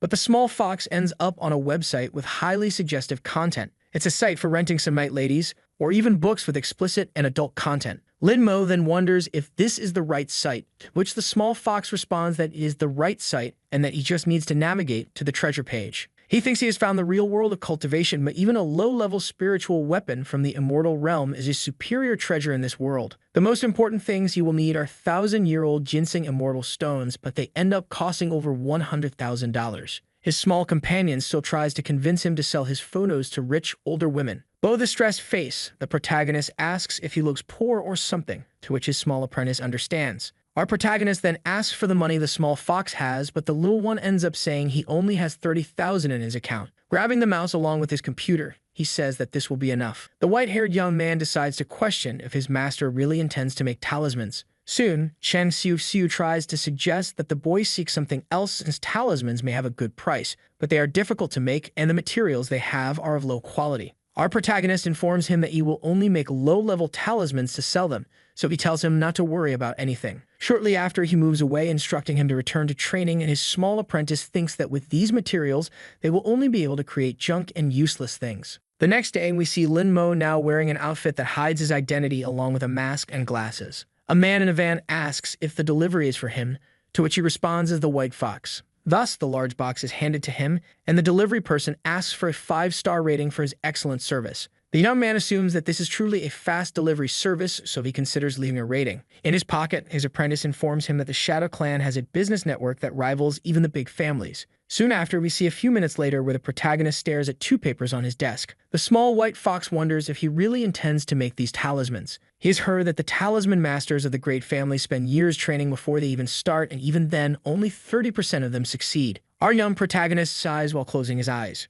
Shortly after, he begins drawing the symbols on the paper with extreme agility. Quickly, he announces he has finished the dragon talisman, which surprises the small fox. He thinks it's impossible for him to have drawn the symbols in an instant and especially to have made 2 at the same time, and he swears he saw a dragon appear out of nowhere. Our protagonist tells him to stop making noise as these are low-quality talismans. Moreover, it's a pity that he only has enough spiritual power to make 2 and admits he needs to buy more spiritual stones. Soon after, Lin Mo goes to put these items up for sale and lists them for $500,000. But he is quickly surprised after posting, because the bids start rising anonymously but quickly. His companion informs him that talismans sell very well and that great cultivators and even ordinary people use them, which is why they are considered high quality. Soon, our protagonist realizes that something might have happened with his paper doll. Observing closely through the doll's vision, he notices that the blonde is also on the dark network, looking at something strange. With eyes full of dark circles, she remarks that investigating a kid who went missing is really exhausting. Until suddenly, she sees the listing for the high-quality talisman,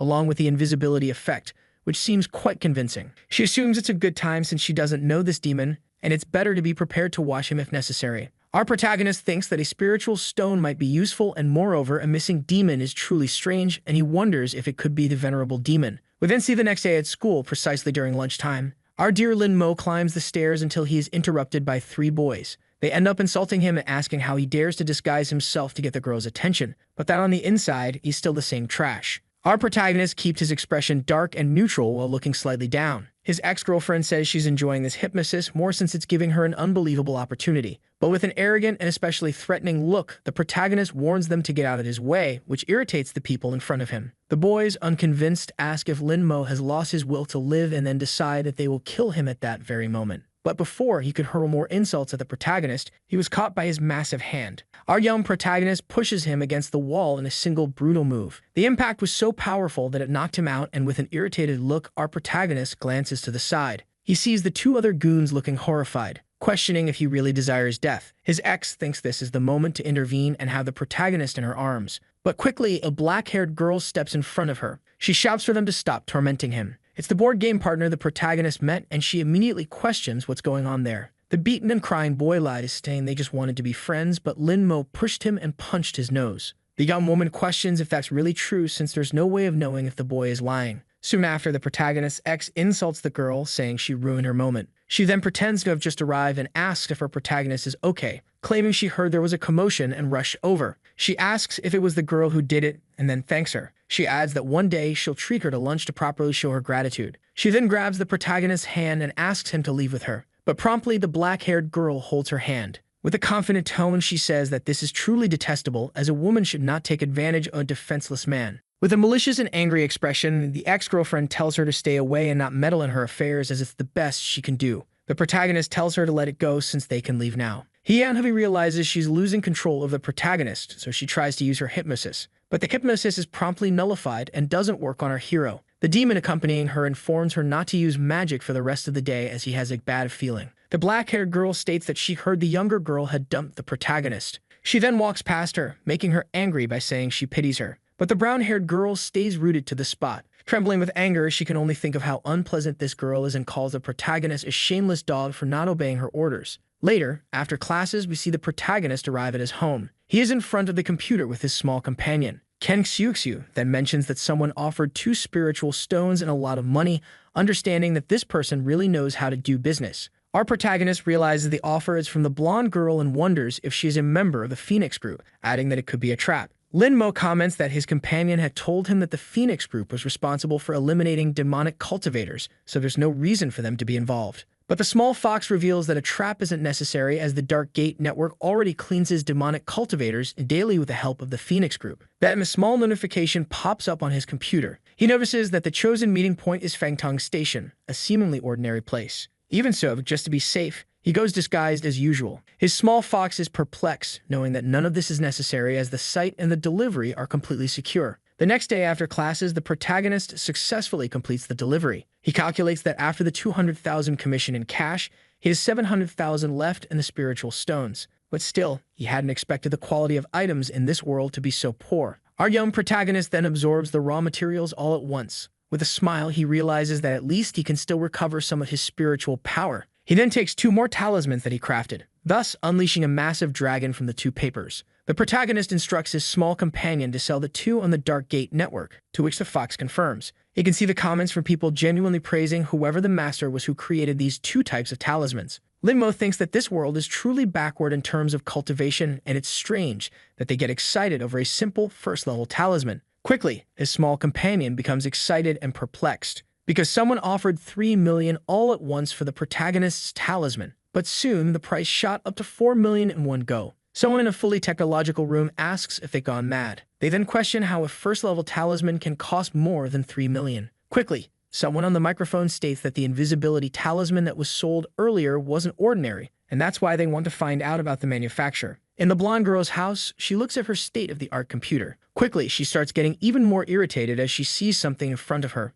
Yutang then clicks her mouse once, thus adding another million to the talisman auction. Our protagonist simply watches the prices rise with his arms crossed. He had to cover his small companion's mouth so he wouldn't cause any disturbance. Quickly, the bid reached a peak of 15 million in cash. The comments are from people wanting to make an offer to the protagonist and especially asking if they can meet. Our young hero realizes that this is all dangerous, so he decides to disappear for a while, since all the cultivators in this world will probably come after him. But at least he'll get something good out of it, and decides to check on the progress of the blonde girl who was betting in the auction. Sometime later, we see the girl's house. Our protagonist notices that she's still investigating the disappearance of the boys, all of them being virgins, and it seems to have something to do with the Demon King. Looking at the screen, he notices that Yutang is conducting real-time surveillance. But at the same time, our boy feels a bit uncomfortable with it, as he didn't know she was into this kind of thing. She becomes tense upon seeing such ugliness on her computer screen and ends up slamming the table, saying that the boy is horrible and that not even his hairstyle can save him. The horrendous person then decides to search the internet for something, looking for tips to look better in photos. It could be anything that would make him look beautiful, so he still searches for eccentric filters. Other things cross his mind too, such as plastic surgery and facial harmonization, but there's something more. Things like having a flat stomach, long legs, and even removing love handles. Our dear Yutang feels she can't continue living after seeing such an atrocity on her screen. She admits that not even the fat guy is as unbearable as this disgusting person. Sometime later, we see the school during lunchtime. Our protagonist notices that the blonde girl said something irrelevant to him, until suddenly his attention is drawn by someone in front of him. It's the black-haired girl who asks if he wants to play, and if Linmo doesn't want to, that's okay, as she doesn't want an easy win. Silence fills the air as the protagonist looks at the board game. Soon he admits that he isn't feeling well and decides to leave. He acknowledges that he doesn't want to admit defeat, but the young man also doesn't want to take advantage of the situation in any way. Our protagonist then goes to the edge of the terrace. Climbing up to get some air, he thinks that if he wants to obtain the power of Yang, he'll need to create a formation, and the most powerful ones are the demonic ones. If only Linmo had some tea, and perhaps it would be possible to do what he desires. The girl warns him not to accidentally fall, to which he just smiles.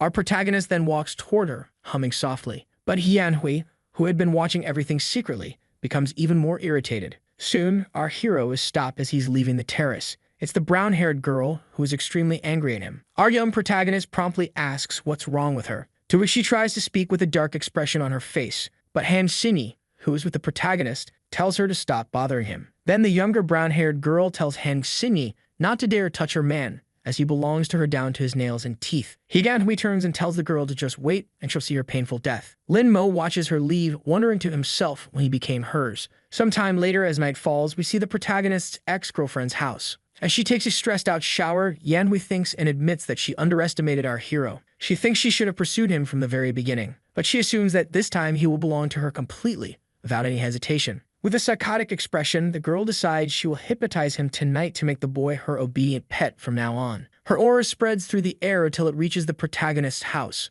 The purple energy approaches him while he is having his morning beauty sleep, but a barrier formed from his energy manages to hold back all this negative impact. His small companion wakes up and notices something happened, wondering what could have caused such torment while he slept. Quickly, Linmo realizes it's a remote hypnosis technique and admits he never thought anyone in this world would use something like that to hypnotize this emperor. The next day, we see our protagonist's school. The brown-haired girl stands in front of him, blocking and preventing his path. She tells him that tonight he will get ready and come to her house. With eyes full of malice, she can only imagine the taste of his lips and becomes even more anxious for the night to arrive. But then she takes on a psychotic expression, thinking she has successfully hypnotized Linmo and assumes he will be obedient. On the other hand, our protagonist continues walking calmly, smiling as he realizes that it was her who tried to hypnotize him the previous night. It is then revealed that our hero managed to attach a paper doll to the girl's back. Its consciousness was already linked to the small doll that smiled at our protagonist. We then see him later in the classroom, until suddenly, something catches his attention.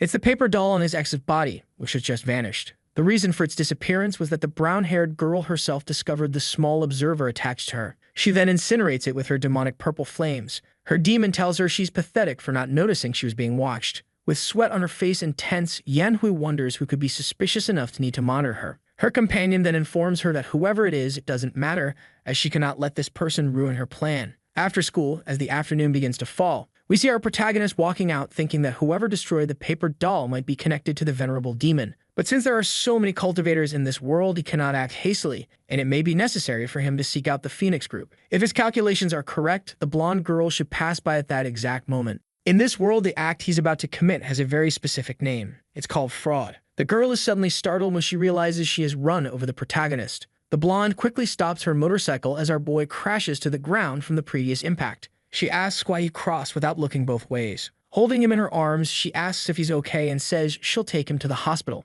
But with empty eyes, the boy just stands up, leaving her confused. With a mischievous smile, Lin Mo admits he has learned to be bad in this world he finds himself in. The blonde wonders what's wrong with him and even tries to pull him back. But the protagonist reveals that he is going to his ex-girlfriend's house tonight because she's expecting him for a special night. She is shocked by such a statement, since she knows that's not in his character. Suddenly, surprise shows on her face as she realizes something more. She tries to call the protagonist back, telling him to return to his senses, but he walks past her, leaving her completely stunned. Yutang wonders if the fat guy was really hypnotized. She then makes a gesture with her hands to break the spell. She draws a star in the air using her fingers, resting her hand on the boy's forehead. The shine in his eyes, which had vanished before, starts to reappear little by little, but quickly fades again. She realizes it had no effect and questions whether the person who cast this spell is really that powerful. Soon, the blonde beauty decides to use the Phantom Redemption Seal, applying a heavy, magical palm to the forehead of our protagonist. This brings him back to his previous state of mind, which he had clearly been pretending. With his hand on his face, he asks what's happening and why he's there. The blonde says she was about to ask him that and questions whether, by any chance,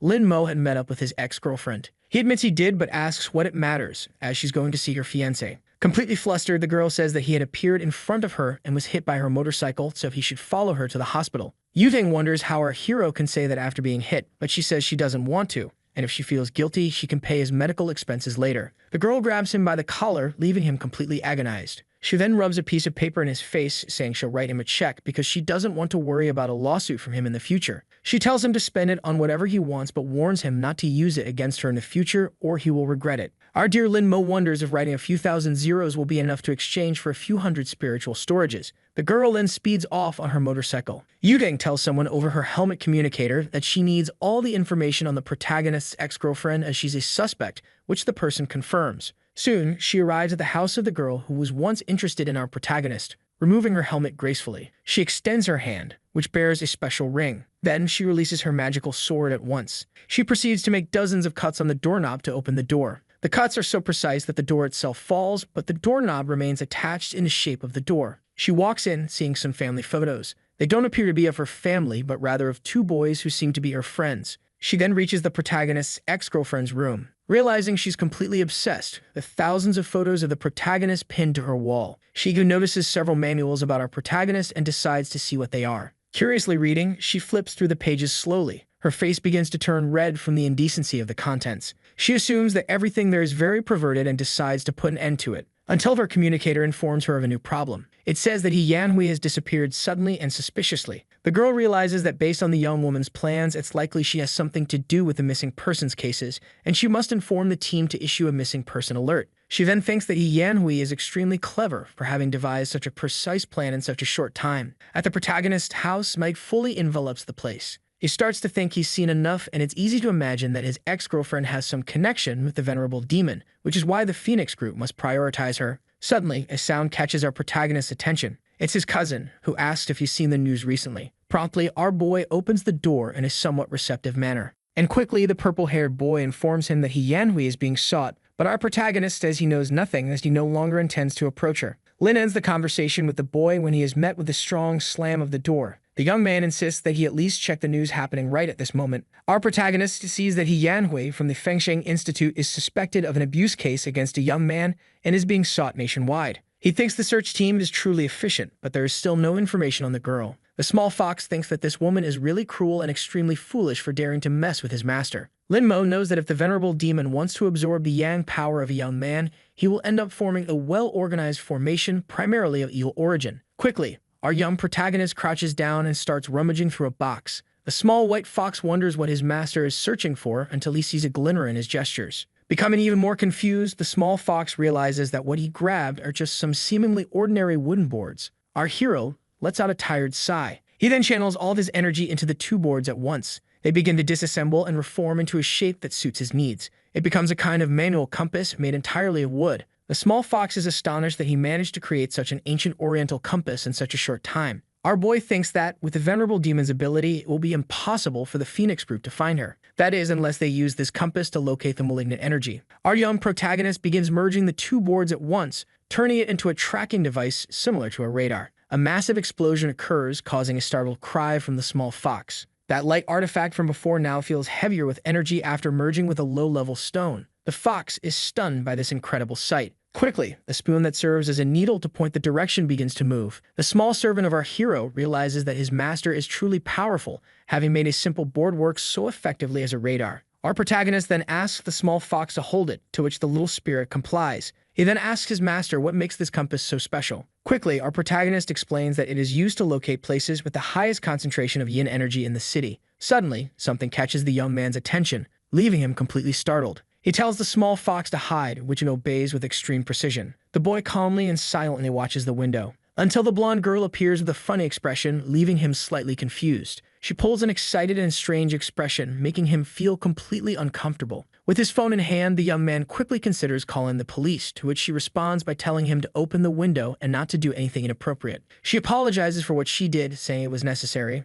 Our protagonist promptly asks what she's doing in a place like that, to which the girl tells him not to say nonsense and asks where he was injured. Our hero thinks that Yutang is suspicious of him, but by sheer luck he hasn't healed yet, so the injuries and scars are still on his body. He shows her his wound on his arm and also reveals another on his leg. Quickly, the girl lifts his pant leg in an indecent manner, revealing the minor wound. Completely flustered and embarrassed, he asks what she's doing, but Yutang insists she's just cleaning the wounds. Otherwise, she will be responsible for the scars that will remain if she doesn't. She thinks that this guy, who used to be chubby, really has the most beautiful legs she has ever seen. His fox shouts in his mind that his master offered his arm and she went straight for his legs, clearly taking advantage of him. Our protagonist pulls his pant leg back down and says he didn't imagine someone like Yutang would come over for such a trivial reason. But the girl reveals she has a question, which is about him being one of the last people to have seen Yanhui, and she asks what she told him. The boy admits he doesn't remember anything that happened after seeing her. The girl then steps back through the window and says that this was all useless, so she's leaving, but the boy wonders why she doesn't exit through the door. Soon after, Lin Mo, being completely cautious, asks her to wait. He finishes by offering to act as bait to help her if she wants. Quickly, the girl blushes with embarrassment,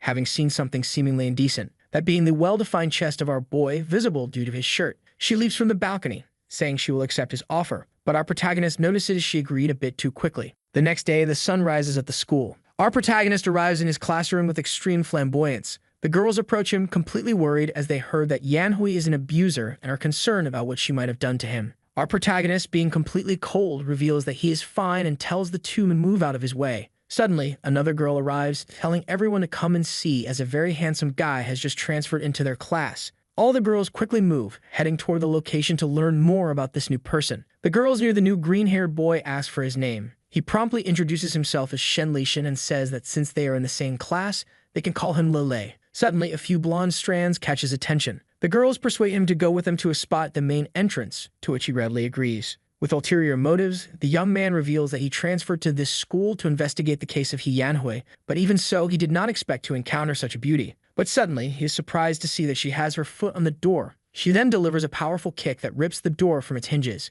Immediately after, she shouts to her companion not to leave the school grounds as he shouldn't go outside before she does. The green-haired boy is completely bewildered by this behavior and begins calculating the odds of her being completely crazy despite her beauty. After school, as the sun begins to set, our protagonist leaves the premises still maintaining his usual extravagance. The blonde was waiting for him outside and orders Lin Mo to follow her. The two begin walking down the school hallway, which is completely silent. We can see that he was taken to the school's infirmary so they could be alone. He states that he's already healed, and if she touches his leg again, they'll have to retaliate and restrain her until the police arrive. But the girl reveals she doesn't care about that and asks our hero to look at a document. She reveals that she has a police relative who found a diary about how to take care of our protagonist in He Yanhui's house, which is clearly a lie. Even though the boy has read it before, he is still surprised to see some rather questionable fetish details in the pages. Blushing, the girl says that her plan seems to have a detail about observing men and taking them to her house, and apparently, Lin Mo was one of those men. But the protagonist says he never imagined she was a pervert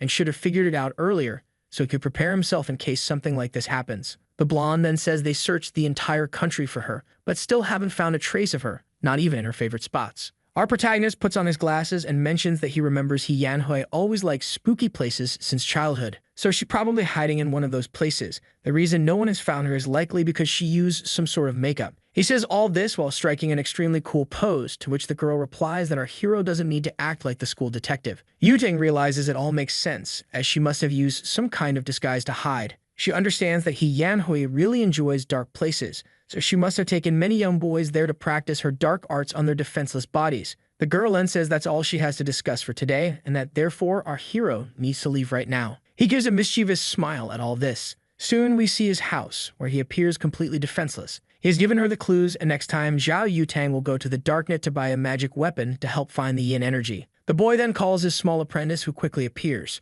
Our protagonist instructs him to put the compass he made up for auction on the dark door, which the small fox understands immediately. He begins typing on the keyboard with extreme speed. He decides to set the initial price at 10,000 in cash and publishes it. Then he informs his master that he has already listed it for auction, and it's just a matter of time before they see the results. Ken Xiushu notices that the bidding price is rising abnormally fast, as if it's an item highly coveted by everyone. Quickly, the 10,000 in cash turns into 5 million at a surreal speed. At the same time, we see Zhao Yutang's house, our blonde protagonist. She notices that the price has already reached 5 million in the blink of an eye and continues to rise nonstop. With a cunning smile on her face, she remarks that these people really like to flaunt their money, and then declares that they have no money compared to her. Through his observation doll, our protagonist sees that Zhao Yutang is indeed bidding with intense eagerness. It seems that she is likely to win the item, and as a result, will be able to track down the ex-girlfriend of our dear protagonist. Quickly, the price reaches the astonishing mark of 10 million. The small fox realizes that this is an unbelievable result achieved in mere seconds and wonders how many married women have that much money. We then see, a day later, the blonde meeting with several other women and an elderly woman with a cane. She reveals that the place with the highest concentration of yin is exactly here.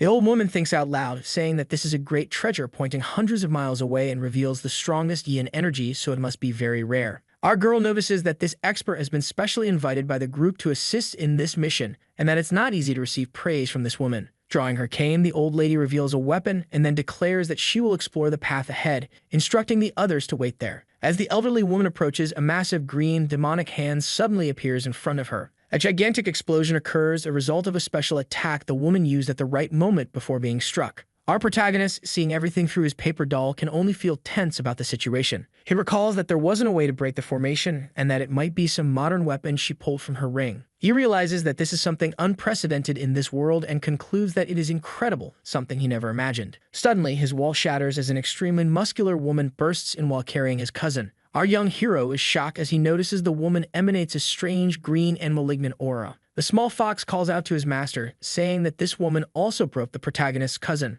Linmo acknowledges this and asks the small fox not to move, as he had already anticipated this, knowing that there are some things one cannot do. It appears that Yanhui hypnotized them to attempt to kidnap him, but since the Phoenix group is still fighting, it's unlikely his ex would exert herself to come personally. As the fist comes towards him, he keeps in mind that there might be more to all of this. It could be a trap set by Yanhui to capture the Phoenix group while kidnapping him. All he has to do is wait for Yanhui to regret it, and fortunately, he was able to use his aura to protect his body and stay conscious. The woman ends up taking both cousins to a white van waiting outside suspiciously. She throws them inside the vehicle with bags over their heads, doing so abruptly and violently. She then drives away, cruising through the streets without the slightest concern. Soon, the woman reaches an abandoned factory, where the protagonist's ex is likely hiding. She removes the bag from our hero's head. Sadistically, she is surprised that it is him, clearly putting on a front. She asks if he is surprised to see her again in this place. With a sly smile, Linmo admits he is indeed surprised, insulting her in the process. She becomes extremely annoyed by the arrogant tone carried in his words.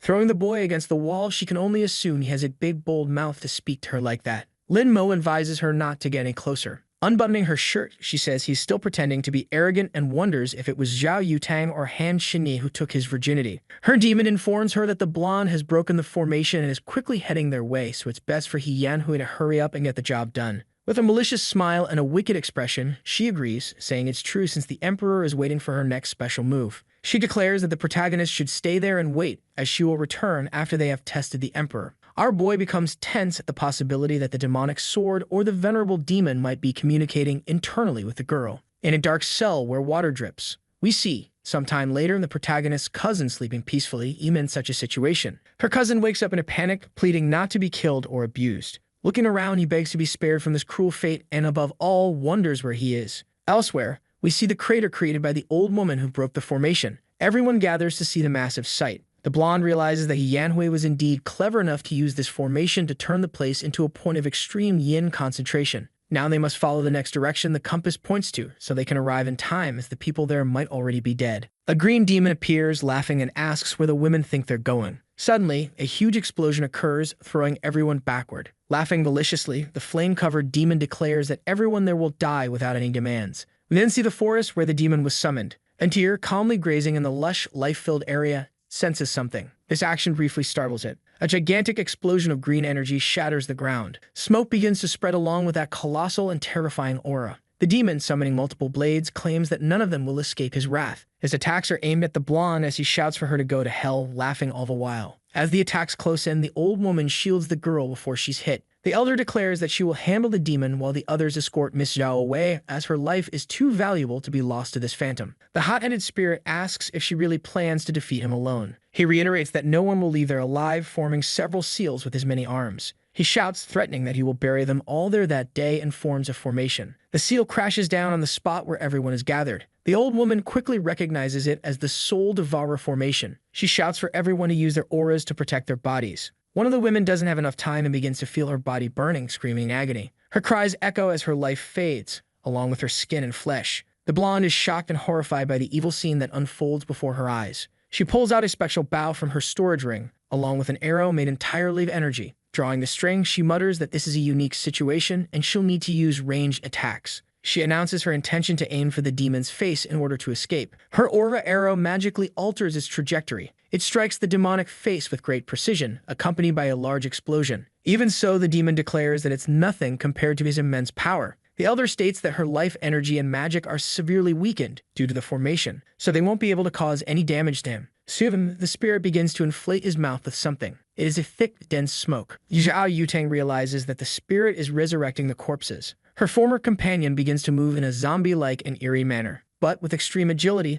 the zombie lunges at her. With quick thinking, the blonde draws something from her storage ring. It is a sword, which she uses to slice the zombified woman in half. The elder then states that she will control the poisonous gas and that the girl must deal with the blood puppets as soon as possible. She also reveals that there is no salvation for any of her companions, but from the blonde's perspective, she sees the remorse in part of the faces of those she once called friends. Even so, with the swift slash of her sword, she is able to defeat the monster. But with another adversary present, she decides to execute a maneuver in the air to finish it off. Unexpectedly, Yutang hears that dead body calling her name. She hesitates, unsure whether to strike her former friend who seems to have regained consciousness. But it was all in her head, as the monster still attacks, tearing a part of her abdomen with a single blow. The blonde can only cough up blood and regain her senses due to the damage. She grabs her weapon with more determination and ferocity. She then performs an X-shaped slash to end the fight. Even so, her wound is very severe. With blood dripping from her mouth and abdomen, she can only collapse to the ground. Her weapon dissolves into the wind along with the rain as she chokes on her own blood.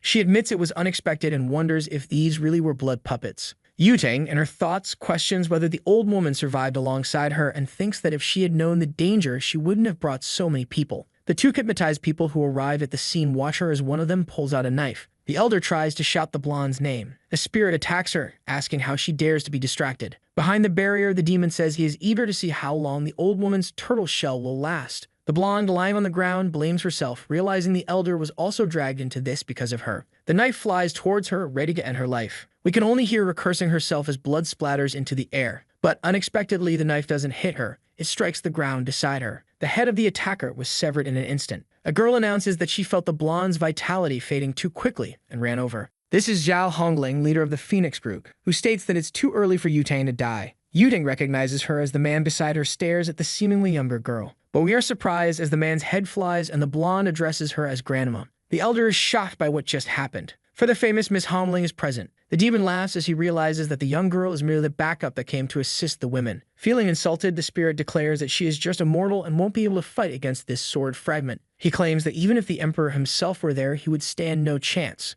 Quickly, the mouth of the insolent spirit is shut by the attack of the childlike elder. She undoes the formation made by the ghostly face. The blonde realizes that a single strike was enough and acknowledges that her grandmother is truly incredible. The younger-looking elder then tells her granddaughter that if she had attacked from the start, she wouldn't have been injured like this. She extends a medicine, instructing her to drink it quickly. The girl complies and then asks her grandmother if she can locate her missing companion. The elder states that their target is the protagonist and that he must be saved. She reassures her granddaughter, saying that she knows everything and that she doesn't need to worry. She should focus on resting. The girl feels confused about resting until her vision begins to blur. As she falls asleep, the younger elder calls the older one, who promptly responds. The elder questions where the companion her granddaughter mentioned is. The old woman responds that based on her and Yutang's guesses, he should be in an area with an abundance of extreme yin energy. The younger-looking elder, with her sword in hand, states that there's no need for further explanations. She then asserts that she can still find the place with the greatest concentration of yin. Amusingly, the sword begins to float as she tries to ascend. but she soon falls in a presumptuous and even ridiculous manner. She orders everyone to move quickly, as they need to take the blonde back to HQ to treat her wounds, while the elder will head to the supposed location with the highest yin concentration. She then darts toward the location, saying she'll see them later. We then see the abandoned factory where our protagonist is held. His ex-girlfriend, now possessed by the demon, begins performing a ritual. The fox, alongside the protagonist, asks what she is doing. Our protagonist explains that she is absorbing the yang energy from these men to increase her power, and the price is that she will age. Suddenly, something grabs her attention, a massive surge of energy. She questions who is disturbing her at this moment. Then we see the blonde's grandmother outside. Yanhui opens the door with a scowling, anguished expression. She asks what a young girl is doing there, and more importantly, if she's injured or lost. The younger-looking elder calls her auntie and says that the little bastard is inside. Confusion is evident on the face of the protagonist's ex-girlfriend at this statement. Inside the building, the small fox asks if it's safe to knock him unconscious again as soon as he wakes up. But our protagonist explains that there's no need to worry since he's quite resilient. Suddenly, a massive explosion occurs, startling him. Something flew from the doorway and crashed into the wall. It's the protagonist's ex, now impaled by the enormous sword of the little girl. Floating in the air, the girl remarks that they are just getting started, so Yanhui shouldn't be complaining. Sitting on the sword, the small girl questions whether the older girl won't respond. The ex, taken completely by surprise, asks the younger-looking one to at least put up a fight. With her hands covered in green energy, the ex-girlfriend begins to pull the sword from her chest. She yanks it out and curses, throwing the sword upward. The little girl hovers in the air, watching the scene unfold amusingly. The ex throws the sword and yells for the brat to go to hell. The attack is powerful and incredibly strong. Even so, the wound in her chest starts throbbing in pain, while her shirt struggles under the weight of her chest. She wonders who this brat is. Perched on the sword, the younger-looking girl asks if that's all, as the fight seems to be reaching its end. The ex-girlfriend then asks her demon what she should do since she is no match for her. But when she receives no response from the demon, she remains confused. We see a scene from a day ago in an unknown house. The protagonist's board game partner is staring at herself from the past. Both seem uncomfortable with the strange connection. But soon, the silence is broken as the girl lets out a sigh.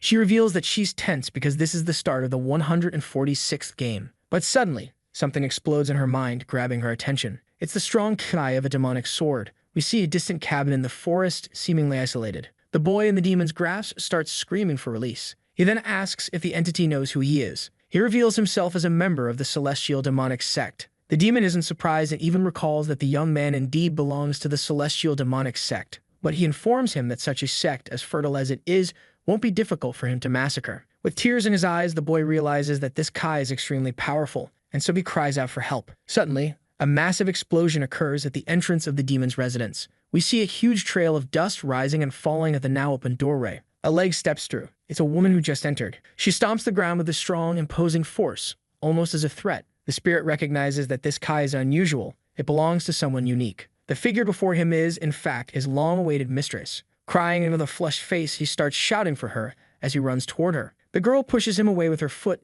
telling him to stop making such a fuss, to which he agrees. The girl identifies him as the demon allied with Yanhui. He confirms, stating she's right, and admits that the familiar feeling of being stepped on is indeed his mistress. The girl hears someone pleading to be saved. It's the boy from before, who explains that he is the son of the patriarch of the celestial demonic sect, and therefore, if she lets him go, he will do whatever she wants. He explains that the sect specializes in cultivating magic and is no less powerful than the Phoenix Group. The girl appears surprised by this statement and approaches. She sits on the demon, stating that she doesn't lack men, only dogs to obey her. She instructs the flame spirit to keep the boy alive, as he is a good lad, which the spirit confirms. The green-haired boy thanks her for sparing his life. But with a blank stare, he declares that now that his life is spared, he will be her slave. However, he quickly falls asleep, enraging the demon, who tells him not to be disrespectful and idiotic toward his mistress. The spirit then explains his plan, to take Yanhui as his host in order to regain his strength. Currently, the demon is hiding in an abandoned factory, and at the current pace, he estimates he can recover his strength in less than 10 days.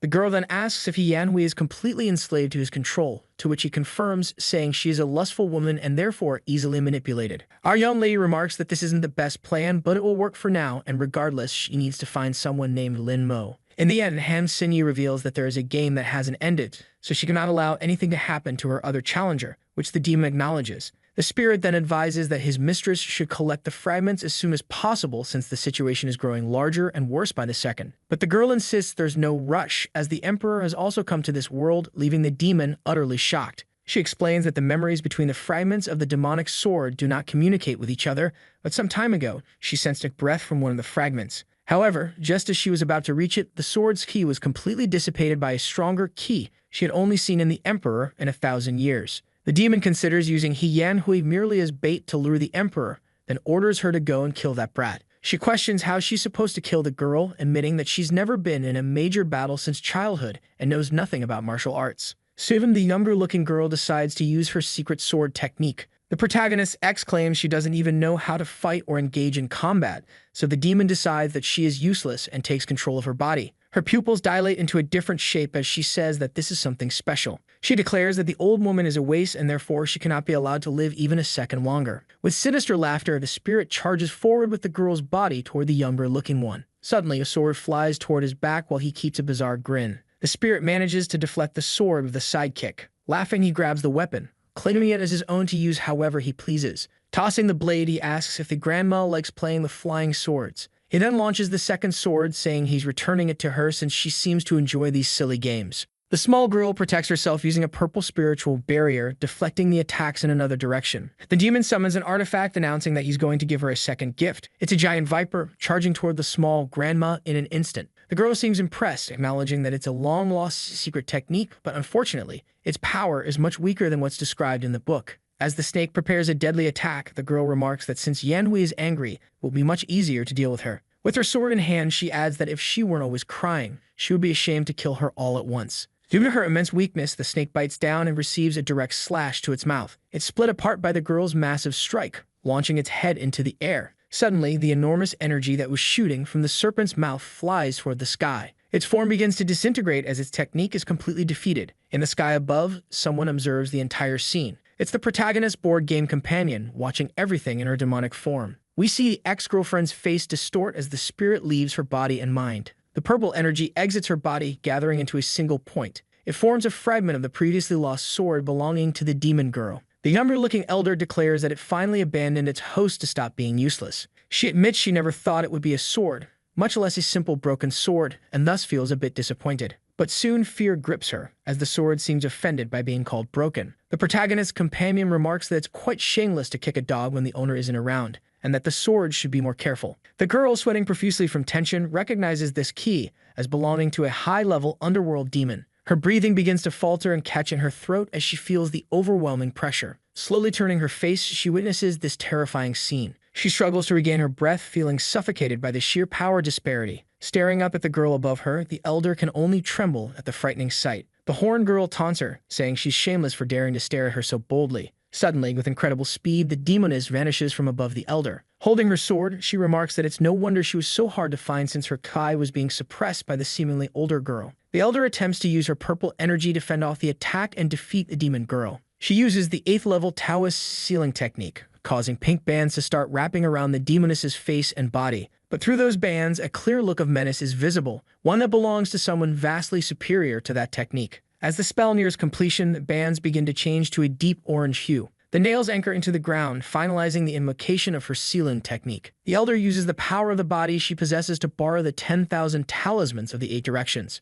She initiates the suppression of evil with the 10,000 talismans to seal the demon as well. Despite this, pink energy emanates from the massive seal. Still tense, she uses 4 celestial flames to enhance the spell's effectiveness. She then invokes the red lotus seal of the infernal sky to support the process. She completes the seal, closing off the demoness entirely. She begins reciting a higher vow, using the law of equality to make all demons tremble and hide. She decides to combine her techniques to perform her final spell. The energy-made Buddha clasps its hands in prayer as its tears fall. Suddenly, a crack appears, spreading rapidly. The enormous statue that just emerged begins to shatter deeply under the power of the sealed being. This was not the outcome she expected. It simply should not be possible. A bright red light starts emanating from the figure. She recalls hearing that Hongling is the strongest fighter and that no one can surpass her, but she isn't impressed by the so-called strongest fighter's power. It's time to end this brat's fun. Despite feeling apprehensive, she says things aren't over yet. But standing beside her, the strange woman is already at her side, curious about what's supposedly not over. At that moment, the girl realizes she's in serious trouble as her abdomen has been sliced without her even noticing. The demon woman remarks that when she says it's over, it really is over. She continues on her path while the poor redhead of modest stature collapses to the ground.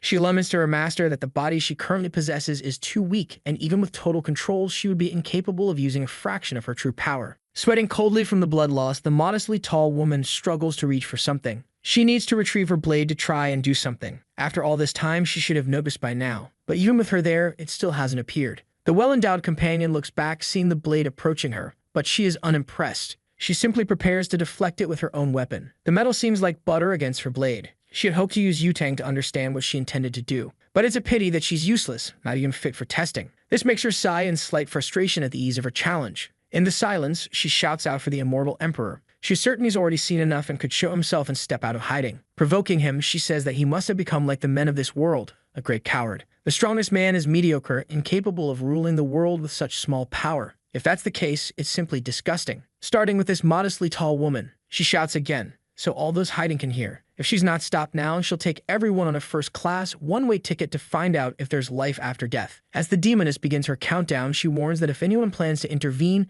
they better hurry up because she's counting to 3. One of the women covers her mouth to stop herself from saying anything. The young man remains in his cage doing nothing. The demoness starts her count. A drop of water drips onto the boy's head and he appears oblivious to the situation. Suddenly, he decides to pay attention. 2 seconds have already passed in her countdown. Then a desperate voice shouts, pleading not to be sent to the world of regrets. On the ground, the small figure writhes in agony. A silver-haired woman continues to hold her mouth shut. Meanwhile, the demoness is delighted with this reaction. But since nothing was done, the countdown ends and a massive pillar of energy shoots up into the sky. The area becomes the epicenter of a powerful manifestation of energy. Before her, a mighty vortex forms. Its light is so intense that one must shield their eyes to avoid being blinded. Finally, the one she had been waiting for appears in the place. This makes her happy, as she is sure the immortal emperor has not died and is still alive. Far away, someone questions what has happened to the sky. Looking at the camera, they note that a pillar of light has formed at the abandoned factory. Even though it's a cold day, the area around the light is incredibly hot, pushing away the rain. Anxious about what's happening, he grabs the phone from the person recording. He shows that the light has cleared the skies, speculating that it could be a beam from a satellite. Then he notices something emerging from the clouds. Someone else is watching the live stream. She becomes annoyed when the transmission signal cuts off as the beam appears. Inside her home, someone asks if she has done her homework since she spends all day on her phone. She insists she has completed her assignments. Humsi, the location where the beam appeared, is far from her, and it's where Lin Mo currently resides. First the search for Yanhui and now this pillar of light. It's been a long and restless day. As she opens the door, the emperor appears, pushing the demoness by the head. Even after they've left, the wind continues to blow through the area. Finally, the air settles, but the window is shattered. The girl has no idea what just happened there. They simply cross the entire building. The demoness taunts him, saying that without the sacred sword, he is like an old man without tadalafil, completely useless. Delivering a blow, she declares that he is now nothing more than a punching bag. The force of the impact sends him crashing to the ground, destroying nearby buildings. Not satisfied, she begins to gather aura between her hands. She's preparing a massive attack. As she charges it, she chants an incantation. That dark power pierces the sky like a sword.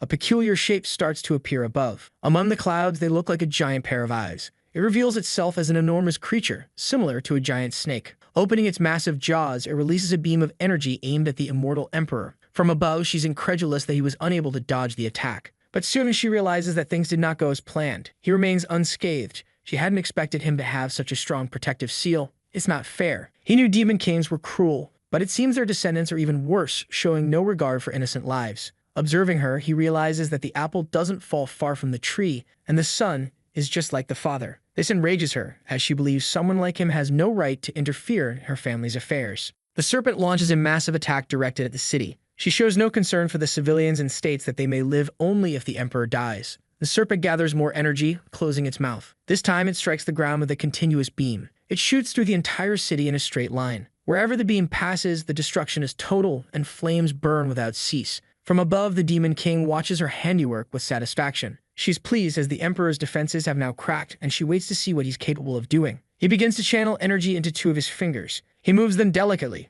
To her surprise, this movement is familiar and she recognizes it. It's a sword technique. As she realizes this, the serpent is already struck. Then, as she looks at the creature, she notices the severe damage. Finally, after some time, the Emperor wields a sword. Now it's with him. It's a good embryo, and it was worth the wait. She realizes that he placed a charm on the sword when she wasn't looking, forcing her to reveal her weakness. But his plan would only work if he could wield the trash in his hands. Creating a circle with the sword, he prepares a technique. He then brings the sword down, performing a slash. It's a secret technique, the refinement of the divine flame. She feels satisfied, as he always has something new to show. An intense clash of energies occurs between them. The two begin to collide at incredible speed in the sky. Quickly reacting, the Demon Queen catches him off guard. After several attacks, she manages to land a slash on him. Even so, he smiles as he had finally arrived, just slower than the sword. Then the figure representing him vanishes and rays of light emerge from it. Realizing that the figure was burned, she understands it was a clone, but she doesn't know what passed through it. A small paper doll suddenly appears in front of her, completely pierced.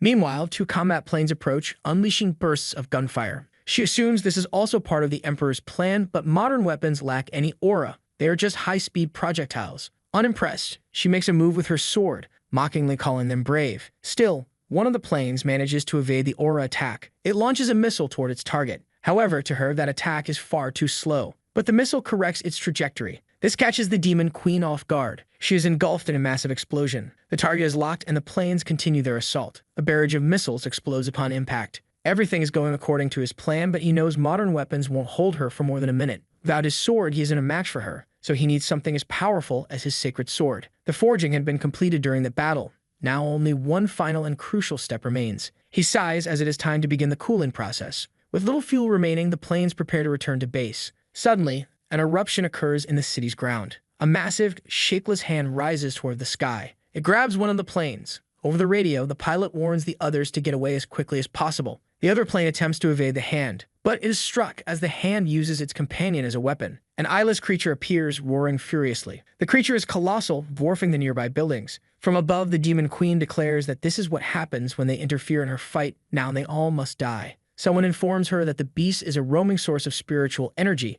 a perfect opportunity to eliminate the Emperor before he completes his plan. But from above, something catches her attention. It distracts her, drawing her focus. A small child is crying, searching for his father. As he cries, he says he's very scared. While he shouts for his father, one of the creature's claws moves toward him. It's only a moment away from turning him into a splatter. The Demon Queen watches closely. The little boy continues crying, unaware that he's about to become a sandwich filling. This scene makes her close her eyes as she recalls something. She remembers when she was also small, searching for her father. With all the destruction, the city is in chaos and all the exits are blocked. In the middle of the traffic, a call goes unanswered. The man says his wife never answers, even when it's important. Unfortunately, they can't get a phone signal. But through the news, they learn that the monster that had appeared in the city center has vanished suddenly. Inside the car, the man worries about the rain that has begun to fall. His daughter mentions that the news had predicted no rain for that day. Beside the bridge, a massive cyclone is forming, gathering water into its body. Some curious onlookers get out of their cars to film it, completely disconnected from the reality and the risk it poses. At the center of the cyclone is the Emperor's blazing sword. He is manipulating the water. It's how he's cooling his sword. The energy condenses, releasing a shockwave that creates waves in the water. The force of the waves drags cars on the bridge, likely sweeping away the fools filming as well. Afterward, a thick fog forms over the area. The girl exits the car despite her father's warnings to stay inside. She looks toward where the river was and she can't believe what she sees. All the water that had been below has disappeared, as if it had been drained. High above, the Emperor stands before his sword. He reaches out a hand to the weapon's hilt. The moment he touches it, an intense burst of light is released. The light is visible even within the mist. The energy released is so powerful that the fog is immediately dispersed. Now the blade he's been preparing is ready to strike down the unprepared. He looks at the fruit of his effort. It had been a long wait. In the mist, the Demon Queen states that he has been playing the fool while holding a child's hand. She says she wasn't waiting there for him. The little kid smiles because he's finally found his irresponsible father. They embrace and the Demon Queen tells the adult to get out of there because it's not safe. She doesn't like dragging out fights, so she plans to end this quickly, just as they did in her previous life. The Emperor agrees with her. Positioning her sword above her head, she begins chanting an invocation for a powerful barrier spell. Not to be outdone, the Emperor also summons an entity, but his is adorned with sacred colors. She swings her sword, launching a dark attack. The Emperor responds with an attack that resembles a Shaolin hero's energy. The energies clash violently in the sky. This is what she was waiting for, and now that he has his sword, there are no excuses when he loses. Placing his fingers in front of his face, the Emperor begins a prayer. Markings appear on his face and the sword he created disintegrates. Observing this, the Demon Queen realizes he's using a forbidden sword technique. This is what he used the last time, and she should have prepared her demonic sword for this because, in its current state, it's no match. Without the strength to resist his technique, she is struck. A massive beam of light continues to advance toward her. In the sky, a mysterious rift begins to form. Opening slowly, it reveals another dimension. With such power, the sky is tearing apart. Completely wounded and exhausted, she admits it's overwhelming. The Emperor stands before her, watching her closely. Looking at her, he states that a winner has already been decided, but someone interrupts, claiming that the battle is just beginning. Severely wounded, the Demon Queen mentions what she's seeing. It's the other half of the magic sword. The sword speaks, revealing that it had hidden well to gather its pieces, but the woman possessed many of them. In her injured state, she declares that even that fake sword wouldn't be able to land a fatal blow on her. Soon, she'll recover from her wounds, and unlike him, she still has a magic sword. Even if it's a mediocre victory, a winner has already been decided. Unexpectedly, the sword pierces her from behind, emerging through her chest. The sword refuses to take orders from someone whose energy is so weak. Now the two of them will die in this place. The cursed sword intends to start with the weakest one first. Telling her to return home, in this case to hell, it charges forward. It violently strikes the spot where the Demon Queen was. But something is wrong. There are no guts, only concrete. Mockingly, the sword remarks that the Emperor played the hero, saving the damsel in distress, but he's just a fool. Barely able to stand, the Demon Queen asks to be put down as she didn't consent to the touch. Being saved by the Emperor is worse than being cut by the cursed sword and more hateful than being a bald woman. Looking at her, he asks her not to act so stubbornly and to conserve her energy if she doesn't want to die right there. He has a plan, but he needs her help. The sword had transformed into a massive monster, and like a nosy gossip, it wanted to know what they were whispering about.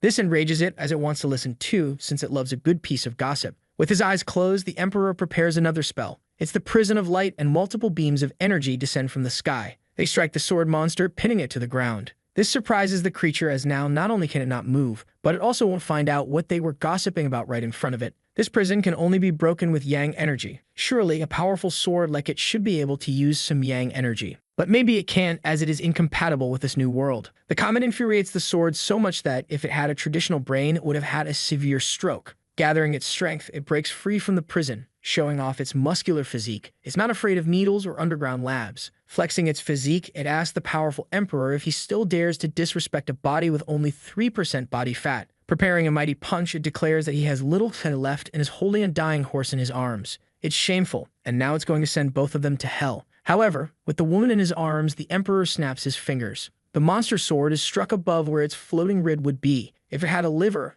and were an alcoholic, it would have been fatal. Realizing the extensive damage, it wonders how it was possible. It seems it really was an alcoholic. Having gathered all the fragments, its peace must be within this enhanced body as well. The Emperor had transformed that fragment into bait after refining it. It was his trump card against the Demon Queen, but he ended up using it against the sword. The monster panics as its yang energy drains away and its well-maintained physique fades, leaving its veins empty. Now it's time for the Demon Queen to do her part. To the sword's displeasure, she begins absorbing its energy. Returning to its thin and frail state, the sword is desperate, as it longs to regain its former physique. With a crack appearing on its blade, it curses them both. She was right. The yang power sealed within the sword still remains in his body. Now is the time for them to settle their differences. A massive tongue falls in front of them. It's the beast of chaos, and the sword rejoices, believing that the gods haven't abandoned it. Pleased, it wishes the two of them good luck in dealing with this monstrous creature now. Looking at the Emperor, she says she's done her part as agreed, and now she wants to know the next step. He looks up at the sky carefully. The next step is to fix the crack in the sky. But she's a demon. She's only learned destruction techniques. Repair is not her forte. He releases her, telling her she can leave as he can handle it alone. He just asks her to remember what she promised him. Faced with the problem, he brings his hands together and his eyes begin to glow. Separating his palms, a small source of energy appears. He releases it toward the creature, commanding it to return to the other side. As he orders the rift to close, the creature is pushed back. Immediately, the crack in the sky begins to seal. Watching all this, the demoness is impressed by such power. With blood filling his mouth, he says it's not that simple. He coughs, completely drained. Doing that left him with not a single drop of energy remaining. Unexpectedly, a hand grasps him, preventing him from being pulled into the rift. The demoness urges him to hold on a little longer. The tradition of demons states that the more lives they take, the stronger they become. But she didn't get stronger after all the killing. She realized her intention was only to provoke him and then bring the people back to life. For some inexplicable reason, this realization makes the demoness blush. Trusting her, he agrees to fix the situation and leave the consequences to her, as he believes in her word. He hoped she wouldn't change her mind after saving him, and now she is literally saving him. With his body halfway through the rift, she tries to pull him back. She warns him that it's closing and that he isn't moving. Realizing the worst is about to happen, she calls out to him again. Calmly, he remarks that even knowing people would live again, she still saved that little kid. Hearing this, she's immediately taken aback. The Emperor says a few more things to her, but they aren't heard. Finally, the rift closes, leaving him on the other side. This infuriates her, as she realizes she wasn't strong enough, until she notices something unusual nearby. A small flame doll rests in her hand. As the sun sets, she sits atop a building. Thoughtfully, she looks at what the Emperor left for her. It makes her sigh, feeling a bit disappointed. Raising her hand high, she begins to gather a large amount of energy. From the enormous sphere, multiple beams begin to shoot out across the city. The intense glow reflects on her face, but as the sphere diminishes, the light fades as well. Once the energy dissipates, she costs heavily, weakened by what she did. Resurrecting one person costs 100 years of cultivation, and all those people required much more. Finally, she had done everything she promised. The doll she receives starts to disintegrate in the sky. As this happens, she remembers the immortal emperor, especially when she lay dying in his arms. For some reason, she felt her cheeks flush from what he had said to her. She can't seem to get that gray-haired figure out of her mind. All she can think about is his face. Now, she remembers him with a special fondness. The woman lies in bed, sleeping like a log. In her head, she thinks about how the woman with red eyes is a demon and that no one should mess with her. A demon hands her a sword to kill the spy of the immortals, who had already slain many of her kind. But she's just a child. The adult urges her to complete the task quickly. Her hands tremble with hesitation. Growing impatient, the adult pushes her. Thus, the blade pierces the prisoner's stomach. It's too much for her to handle, as she's only a child. The adult tells her that this gentleness is a weakness that will one day come back to haunt her. Gradually, the dream shifts. It's she who should reconsider her thoughts on this matter. Now her eyes fall upon something else. The immortal emperor is being pulled into the rift. She just wants him to shut up and try harder to be saved. But he mentions what she did with the lost child. Those words torment her, and she begs him to be quiet. But the emperor only responds with a slight smile. He knew she wasn't a good person, but he didn't expect her to not be entirely bad either. After this intense, troubled dream, she rises from her bed. Her hands clutch the sheets as she feels shaken. At a large table, a shadowy woman recounts the events of the past week. The two fought and destroyed half the city, and a clash of swords even tore through the sky. In the end, some unknown force brought back everyone who had died, but they can't expect that to happen again. One person suggests they might as well sit and wait for death if they trust these clowns.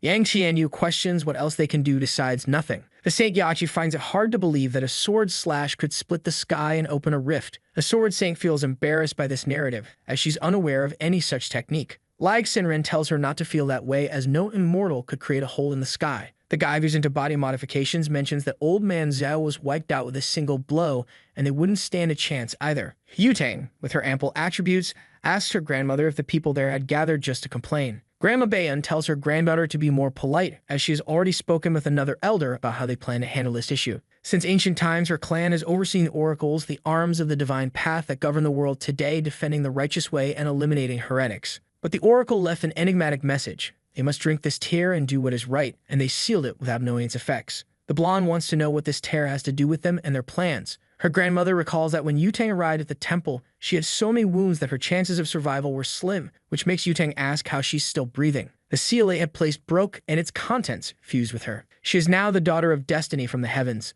This is their trump card, and they need to help Yutang cultivate. One of them suggests bringing in a man from his clan to pair with her, aiding her cultivation. But the woman with the slight shadow says it needs to be someone with a pure yang body, shocking Yutang that they're taking this seriously. A man with such energy is naturally very handsome, so they would have to choose the most beautiful, which further annoys Yutang. The guy with the piercing mentions that he must also be young, as an age difference would be counterproductive, so they should look in schools. That's why there's a beauty contest in progress. Hearing this, Yutang is upset that she doesn't have a say in the matter. Now the red-eyed girl learns about this new plan. It's necessary for Yutang to double her cultivation. There will be a beauty contest among students, putting him on the list of potential candidates. She wants him to win it, as it would bring them closer to the Phoenix Group and the Daughter of Destiny. In the meeting, they also mention something else, and she wants to hear it. They plan to use all they can to find the Emperor and His Majesty. After hearing this, she releases the guy to leave. A week has passed since everything in her aura still hasn't recovered. This body is weak, and since her last resurrection, her foundations have been damaged. Even if this world isn't dangerous, things have become complicated with the rebellion of the magic sword, as the Emperor and the demon sword are her enemies. She will remain hidden as Han Xinyu for now, but once she recovers,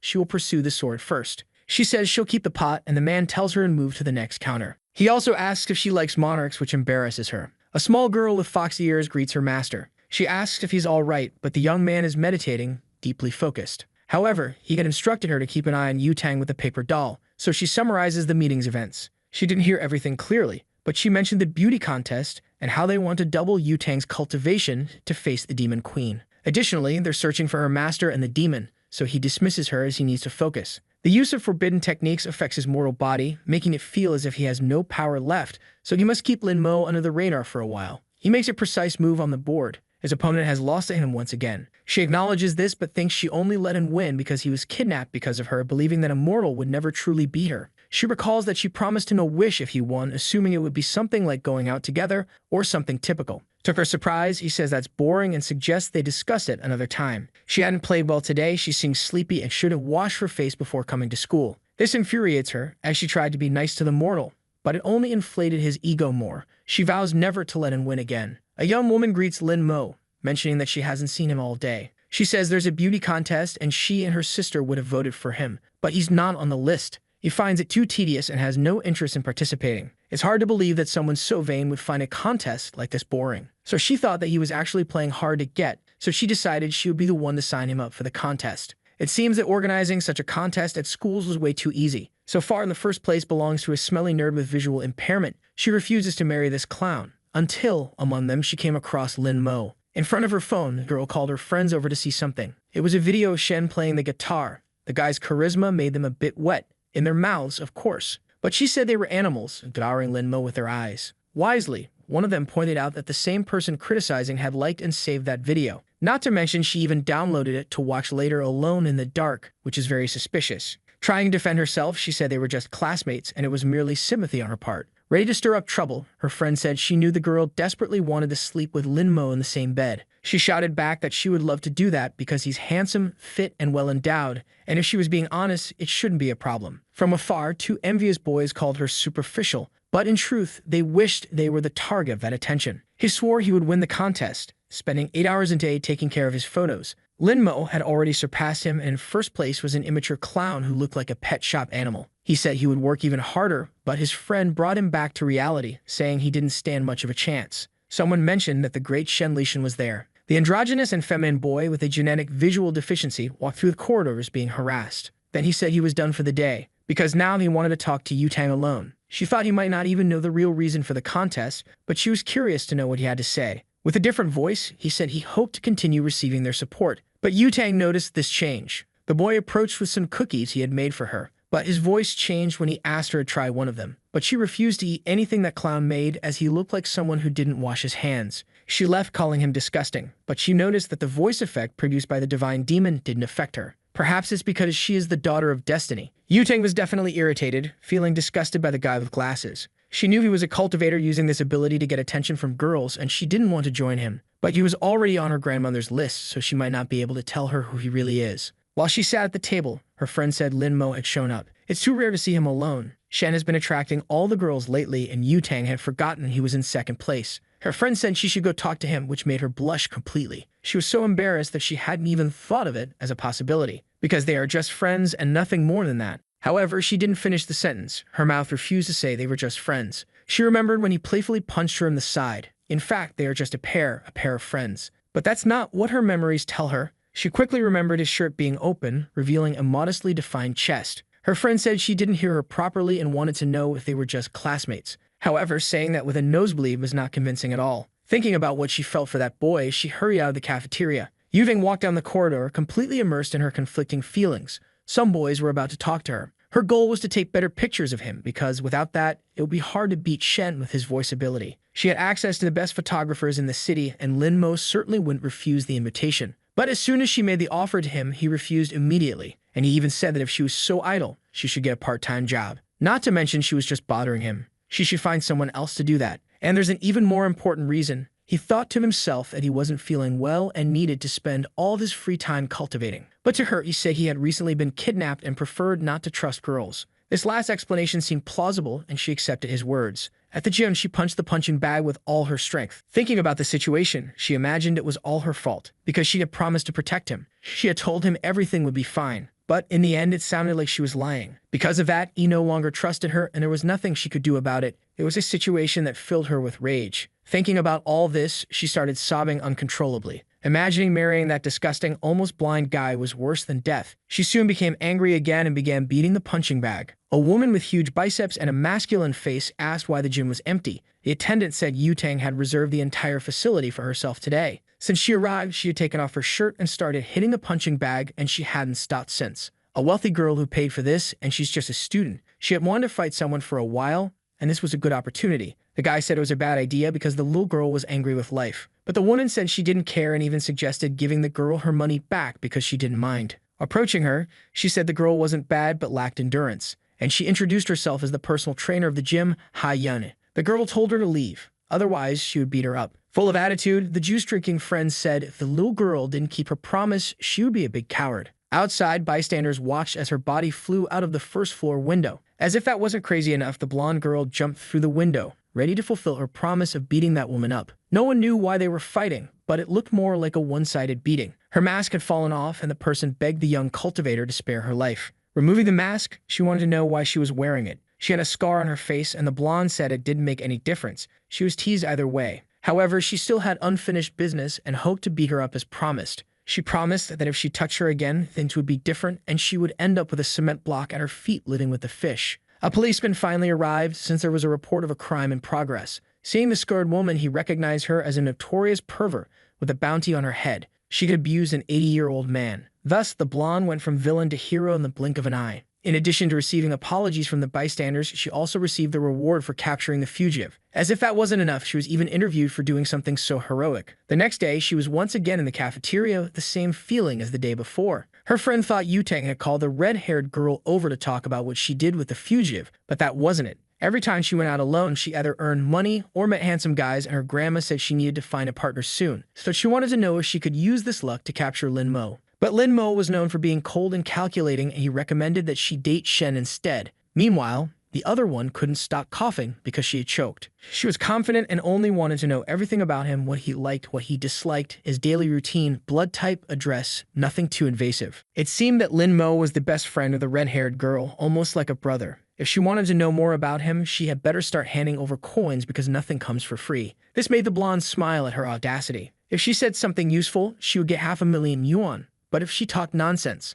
the redhead didn't even listen and said she was a woman of her word. Pulling something out of her bra, she said there was no turning back now. All those notes were related to his habits and interests, which she had been collecting over time. Now the blonde found herself overwhelmed with material to decipher. However, there was one thing she could confirm in advance. Every day at lunch, he didn't eat in the cafeteria. He got his meal and disappeared. But the blonde had already noticed this too. A friend said he played chess on the terrace with a girl every day. As soon as she heard it was a girl, the blonde felt a wave of jealousy and wanted to know who this bold person was. Pointing to where the food was, she said the girl was right over there. So the blonde turned to see who it was, as she had never heard of anyone playing chess at the school. It was the red-eyed girl, Han Sinyi. Upon seeing this, the blonde became even more surprised. She hadn't expected that. Then, looking at her, she remembered something. She was dead, she kept saying and repeating it. Because of a stupid game, she was ignoring her friend's life. Her friend told her to be careful because Han Sinyi was a strong competitor, but the blonde said they were friends. At least they were that once. Sitting on the terrace under the cloudy sky, she said he had finally arrived. He said the weather was bad and that there were plenty of empty rooms. They didn't need to stay on the terrace. But their battle started on the terrace, and it would end on the terrace. She asked if it scared him, but he said she was joking and mentioned the forecast for that day predicted rain and snow. So he was worried that a certain girl would get all wet and attack him with her ample, juicy, and abundant arms and attributes. Not to mention that he was recently kidnapped and he doesn't trust girls, but she threw her coat at him so she wouldn't have to apologize if he felt cold in the rain. Lin Mo looked at the coat in his hands. While his colleague watched him, her cheeks flushed. He remained alert, thoughtful. Meanwhile, the girl turned her face, somewhat annoyed. He wouldn't wear that coat, but she told him to put it on quickly so he wouldn't have to apologize later when he lost. He would only stay there to avenge yesterday's defeat. Next time the weather was bad, he wouldn't come to the terrace. As for her, she just didn't want to be misunderstood. He said the sleeves were short, but it wasn't tight, so she boasted that her bust size was 36. But immediately he asked what number that was, leaving her embarrassed. Anyway, it wasn't the time for her to think about that now, as the rain was approaching. It started raining and the girl was still burning with embarrassment. She said his mouth was cursed, and that it only rained because of him, but he had just read the news. That was enough for him, and he said he was going home. As soon as he turned his back, she told Lin Mo to stop. What she lost, he told her to wash her face and come back, and that's what she did.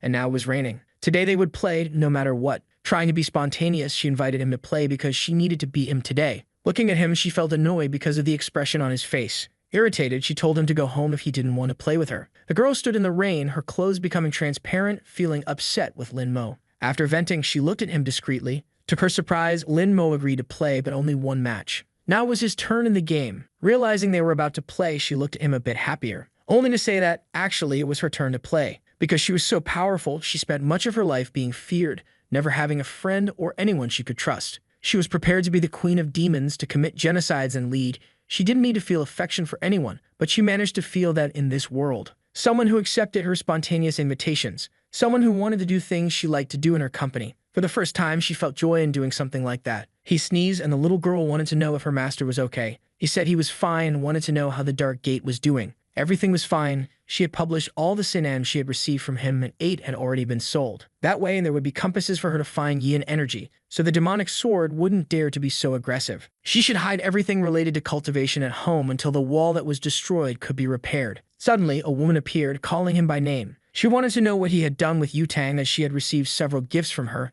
and the girl said she wanted to talk to him. Lin Mo said he had done nothing and hoped she would knock on the door next time. But they had guests, and she wanted him to go downstairs to greet them, but it would be a hassle for him, and he needed to take a bath. This upset her because Yutang was after him and he ignored her, but a marriage between them would be excellent for his family. She returned and asked the blonde to wait because Lin Mo was taking a bath to look even more handsome. The woman said she, her husband, and her son needed to leave and the blonde could stay with Lin Mo, but she just wanted to tell him something and leave right after. She called her husband to leave and said they would only return the next day after lunch, but the blonde said it wasn't necessary. The poor blonde just wanted to apologize, but the more she spoke, the more she was misunderstood. She was so nervous that she felt the need to go to the bathroom. So she began walking around the house looking for the bathroom. Then she saw a small crack open in a door. Unexpectedly, Lin Mo came out wearing only a towel, showing off his chiseled physique with no apparent fat, like a Greek deity. That's when he noticed someone standing in front of him, wearing just a towel. With the bulge clearly visible, he told her to say what she came to do there. But her thoughts were racing, as all she wanted was to get a closer look at that bulge. She apologized, saying she was looking for the bathroom and didn't know where it was. She insisted she hadn't seen anything, hadn't looked at anything, and that it wasn't her intention to see that bulge through the towel, and if she did see something, she'd already forgotten. But recalling the luck of the daughter of destiny, she started to wonder if her lustful thoughts had become reality. She was sure that something strong and intense was going to happen now, starting with her own feelings.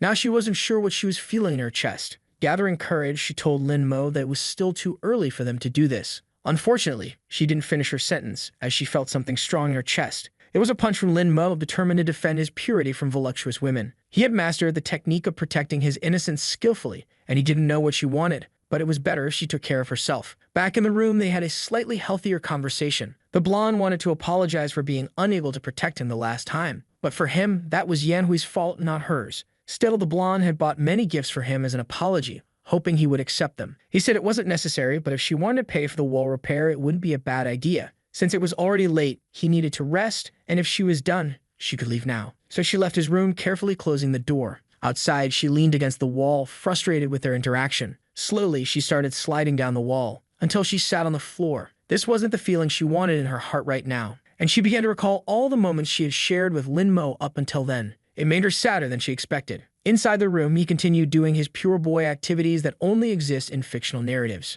Meanwhile, the blonde looked at him through the broken wall. She entered his room once again, calling his name. Being perfectly direct, she asked him to become her boyfriend. She waited, a bit apprehensive for the response. She said she would only say it once. She didn't want to take advantage of him because of the trauma from the kidnapping, and she knew he hadn't even recovered yet. But she ended up stammering when she tried to continue, until she blurted out that she liked taking him out and liked the scent he left in the helmet. These words seemed effective as he started sweating a little. She liked how he defended his purity when he misunderstood her. He was different from the others, and she probably meant nothing to him. But she would dedicate herself, and one day, she would be good enough for him. All those words exhausted her as if she had run a marathon. Lin Mo stood up and started walking towards her. She didn't know what to do anymore, not even if this would push him away. But she was a determined girl and never said anything without thinking. Giving up wasn't something in her vocabulary. Lin Mo was now against the wall, as no man could resist the declarations of a beautiful woman. The boy was sweating cold. He swallowed hard and prepared to speak. He said they had only known each other for 6 months, and even so, she claimed she liked him. He wanted to know if she thought love was something so superficial. But if that was what she wanted, she should pursue it because she was capable. The girl celebrated with great joy. She said goodbye to him as she was heading home, but she wanted him to join her tomorrow for the photo shoot. From the window, he watched her as the blonde walked away, celebrating. The small woman asked her master if everything was okay and if something was bothering him. She wanted to know why he didn't just say no.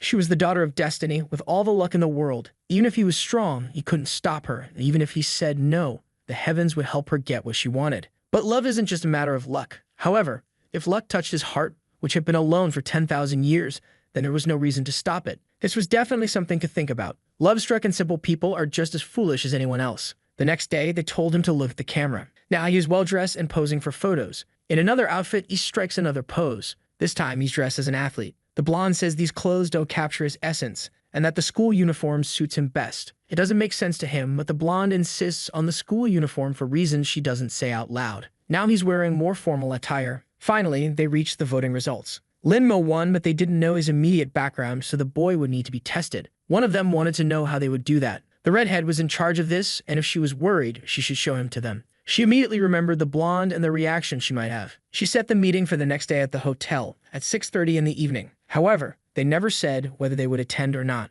But the world was at risk. They needed to be extremely careful with this. After that conversation, he hung up the call. It was finally time to meet Lin Mo. The employee wanted to know how they would handle what she had requested. She wanted to change her scenery, so he brought 20 school-age girls. He ordered their feet to be tied and their legs to be broken. Then he had them thrown into the sea with stones tied to their feet. None of that trash compared to what was in Yu-Tang's arms. Besides not looking exceptional in the photos, Lin Mo didn't seem special. One of them asked why Ju had a sword if she said she would come in casual clothes. She had never parted with her sword. It had been with her entire life. People from all sects were present, and Hongling's granddaughter was either extraordinary or just naive. Someone warned the gray-haired woman to go easy on the drinks because the meeting was important. She was there to see Hongling, and listening to the blondes screaming all day would be unbearable. They finally arrived, and she was waiting to see what kind of person this boy was. She was immediately surprised by what she saw. The blonde arrived with her companion and asked if she was late. It couldn't be. It was as if she could see right through him. Now everyone was seated at the table. He had come to see if any of them had clues about the whereabouts of the venerable demon,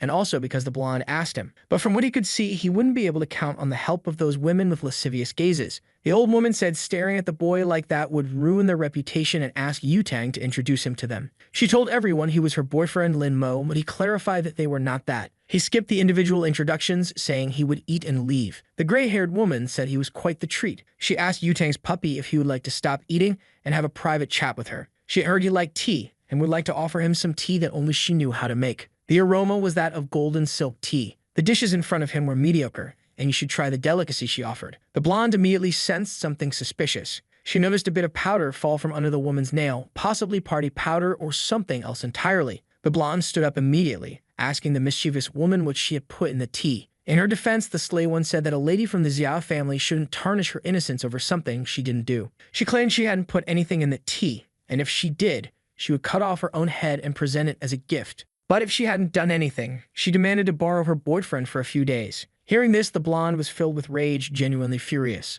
Approaching her, pressing her own attributes against the others, she dared her to repeat those words if she had the courage. She was certain the tramp had done something, but perhaps it was just provocation. So she told Lin Mo he shouldn't drink what the woman offered. The other woman insisted that it was up to him to decide what he did or didn't do. Whispering to her, she said that no one in the immortal world knew her true identity, and she was willing to reveal it to everyone. The gray-haired one warned the girl to be careful, as it was by her mercy that she had lived so long. The boy realized that she and Yu was quite the troublemaker and wondered if all female cultivators were like that. Once again, she asked if he would like to have some tea, and indeed, it seemed like she had put something in it. It was colorless and odorless, but he felt a strange energy, a kind of venomous parasite, one of the most difficult to distinguish. He couldn't even differentiate them, which is why such a crude method had lasted for so long. Everyone there saw it, but no one did anything. This dinner was undoubtedly a test to evaluate him. If he drank it with his power, the poison wouldn't take effect, which could raise suspicions. But if he refused, they might think he was an expert and would try to confirm it, making his cultivation difficult in the future, as they would always be cautious around him. It was a difficult situation, and he wasn't sure if he could get out of it. But then a hand slammed on the table and grabbed the tea. The blonde drank the entire cup. It was so unexpected that Lin Mo dropped his food from his chopsticks. She drank it for him, hoping they would remember the type of relationship they had if anything happened to her. That was enough, and the old woman said she had brought a treasure and wanted to show it to her. She asked if it wasn't cute, but it was just a strange rat. This rat sought yang energy, looking for people with bodies capable of cultivating, and it seemed they were going to use it to determine if Lin Mo could be her partner or not. There was just one detail about this. In his family, not a single person had been able to cultivate for the past 18 generations. To her surprise, the rat began squealing non-stop. Without leaving the old woman's hand, it was practically going crazy. Everyone was shocked by the rat's intense reaction. The gray-haired woman told the old lady to let the rat move. As soon as she released it, it swiftly leaped across the table towards Lin Mo. Then it jumped at him, but he flicked it away with a single snap of his fingers. Since he was still eating, he asked the old woman to take care of her rat. But he said it didn't matter. It seemed her friends didn't like him, so he was leaving. However, the blonde asked him to wait. She wanted him to at least listen to what she had to say. The one with the blindfold said the rat was always shy. Even if it encountered a body with pure yang energy, it would just observe. Shocked, the old woman said it wasn't just a body with pure yang energy. Tearing up, she said it was the supreme body, something she had only heard of in legends. The Zhao family's daughter was too lucky, which made the old woman literally envious. What happened that night must remain confidential. Anyone who leaked the information would be severely punished. Thinking to herself, the gray-haired woman imagined that Yu-Tang wouldn't be able to resist his body. They left the place on her motorcycle. He wanted to confirm if there really was something in the tea, and the blonde said that woman wouldn't dare do anything against her. And since she hadn't come after her, it meant it wasn't anything serious. Distracted, her eyes widened in shock at the sight in front of her. An unfortunate dog crossed in front of her motorcycle. To avoid killing the animal, she made a risky maneuver, preferring to risk her life and her boyfriend's instead of the animal's. In that moment, all she could see was Lin Mo flying through the air, but she managed to grab his arm. The two ended up falling to the ground. The blonde ended up on top of him, and the boy asked if she could get off. Worried, she wanted to know if he was hurt, but he was fine, as falling off a motorcycle only hurts in real life. He looked curiously at the blonde's hands. Throwing snow in his face, she suggested they have a snowball fight.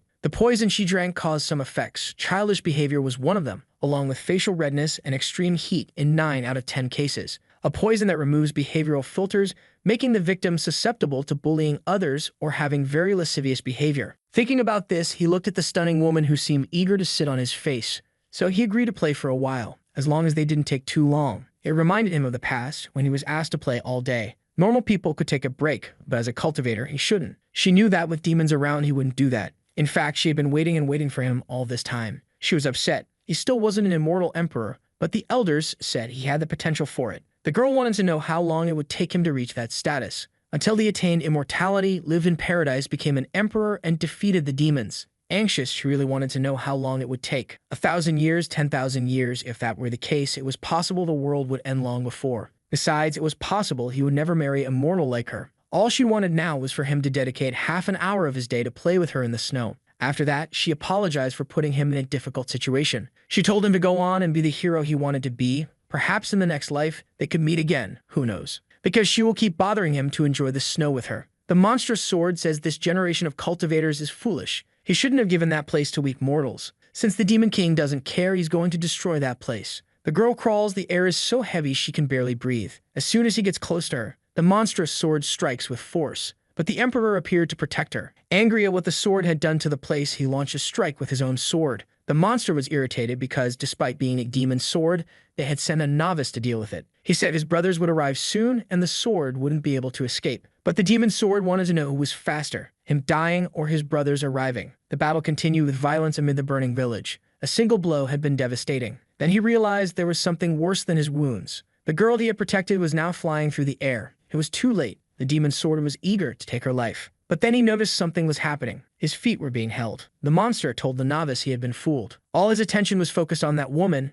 and now he couldn't move. His fatal blow would kill him, but the woman stepped in his place. He was shocked as she died in front of him. The monster lifted his hand, her body trapped in its claws. Shaking her, he threw the body aside as if it were nothing and said it was now the novice's turn. However, he couldn't complete his execution. The venerable demon was summoning him, and he wondered if his master had learned of his unauthorized actions. Furious, the emperor demanded to know if he was a minion of the venerable demon. Whether he was or not, it was too bold of the novice to ask him that. He should be grateful to the venerable demon because, thanks to his call, he was now a hero among immortals. He turned to Ying as she was in shock and asked if she was okay. Barely able to speak, she said the boy had returned. She wanted to know if it was really him, as she could no longer see anything. Crying, he told her it was indeed him, asking her to hold on a little longer because his brothers were on their way. But she couldn't take it anymore and asked him to listen. Behind the bamboo forest at the cliff's edge, he would have to go alone, but she hoped that in her next life she could accompany him. Her last words to him were an apology. The fire continued to consume the forest amid the emperor's mourning. The future demon king told her father that the sword was problematic and that it was only a matter of time before bigger consequences arose. He couldn't continue to shelter something so problematic. He should learn from her. It wasn't bad to kill and destroy. But her father simply gave her a harsh slap across the face.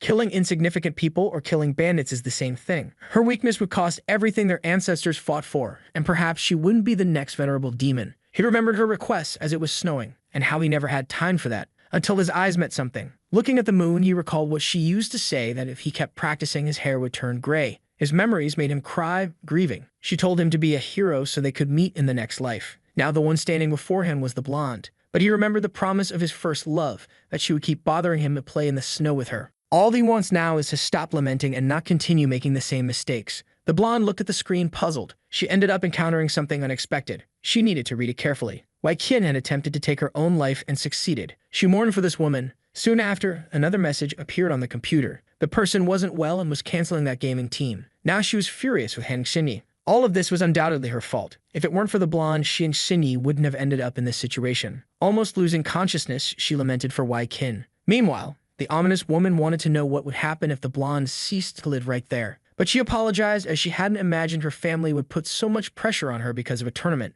Then another person appeared before her saying that it wasn't true. It wasn't just about the game. She wanted to know how Han Xinyi was there. Stabbing a knife into her chest, she asked if she really wanted to know how. If that was the case, she should think carefully about it. The truth about the matter. She was sure the blonde would find the answer eventually. Slamming her hands on the desk, the blonde asked her to wait. But now she was alone in the classroom. The blue-haired girl appeared and said it was lunchtime, asking if the blonde had eaten. Approaching her, she wanted to know where Lin Mo was, and the girl said she knew that question would come up, so she prepared in advance. He was on the terrace and wasn't alone. This made her jealousy grow. Seeing that the blonde was leaving, she asked her not to get into trouble. She didn't want to believe that someone like Xinyi was interested in someone of the opposite sex. Besides, she had never heard her say anything about it. She wanted to see with her own eyes what they were doing up on the terrace. Her eyes were in shock. Apparently, it was true what people said. The two were there playing chess. She approached the girl and said that everyone at school knew she liked Lin Mo, but it seemed like she was unaware of it. But the girl replied that they had been playing there every day since they met, and everyone at school knew that, except for her. The blonde was deeply irritated.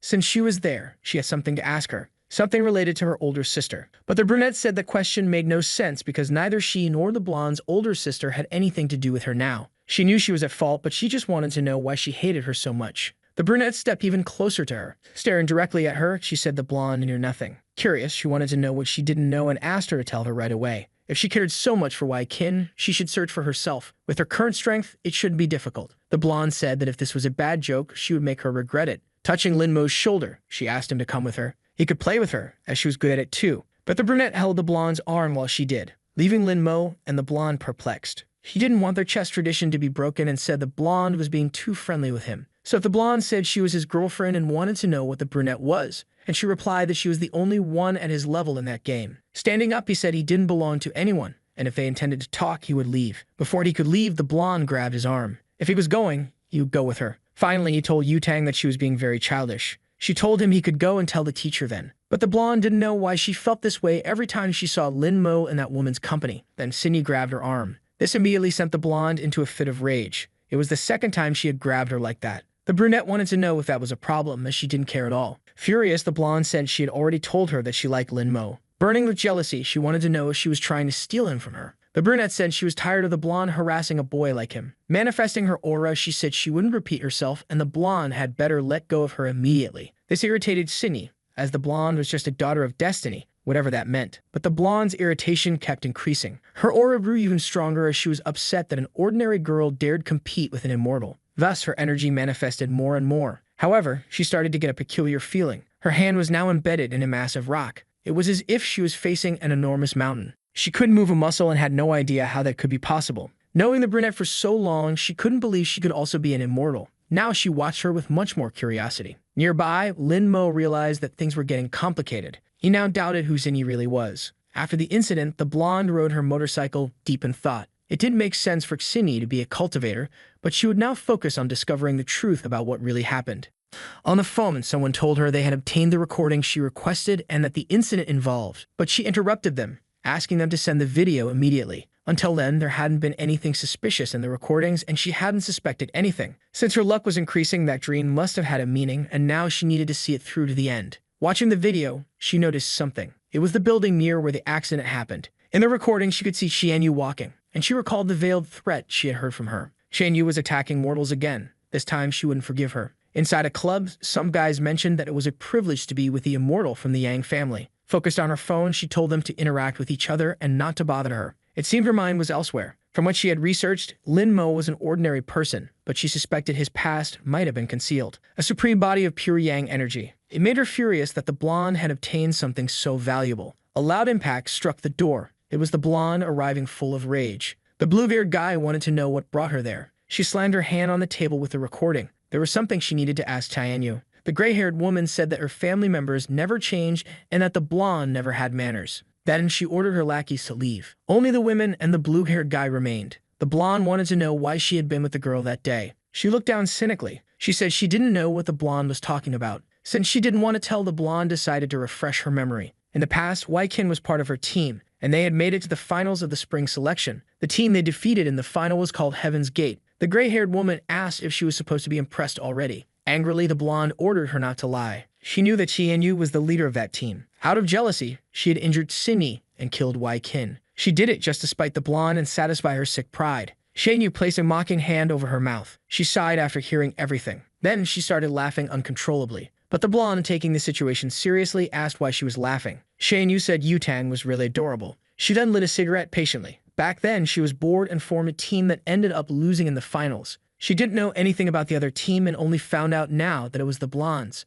But if she had known it was her on the other side, she certainly wouldn't have missed a second opportunity. The blue-haired guy said that the gray-haired woman came from a traditional family of immortals and wouldn't waste her time with such trivial matters. Since she had been bored back then, she just wanted to walk a little. It didn't mean anything, and she claimed not to recognize that girl. Being in the same recording as her was just a coincidence. Grabbing the phone from her hands, the blonde questioned if it was really just a coincidence. They entered the building together and Tianyu came out after Wei Qin jumped. That wasn't a coincidence. But the gray-haired woman said many people passed through there and assuming she had anything to do with it was premature. However, if the blonde wanted to fight, she could go ahead as she wasn't afraid of her. This time, she would take it seriously and wouldn't hesitate for a second, so it was best for the blonde to leave before she got angry. Furious, the blonde kicked a nearby object. She told the woman to repeat what she said, and the blue-haired guy had to restrain her. He told her he would spare her today as a symbol of gratitude to her father. But as soon as she found the evidence she needed, she would destroy her and her entire family. After saying those words, she began to leave. The blue-haired guy said Yutang was too impulsive,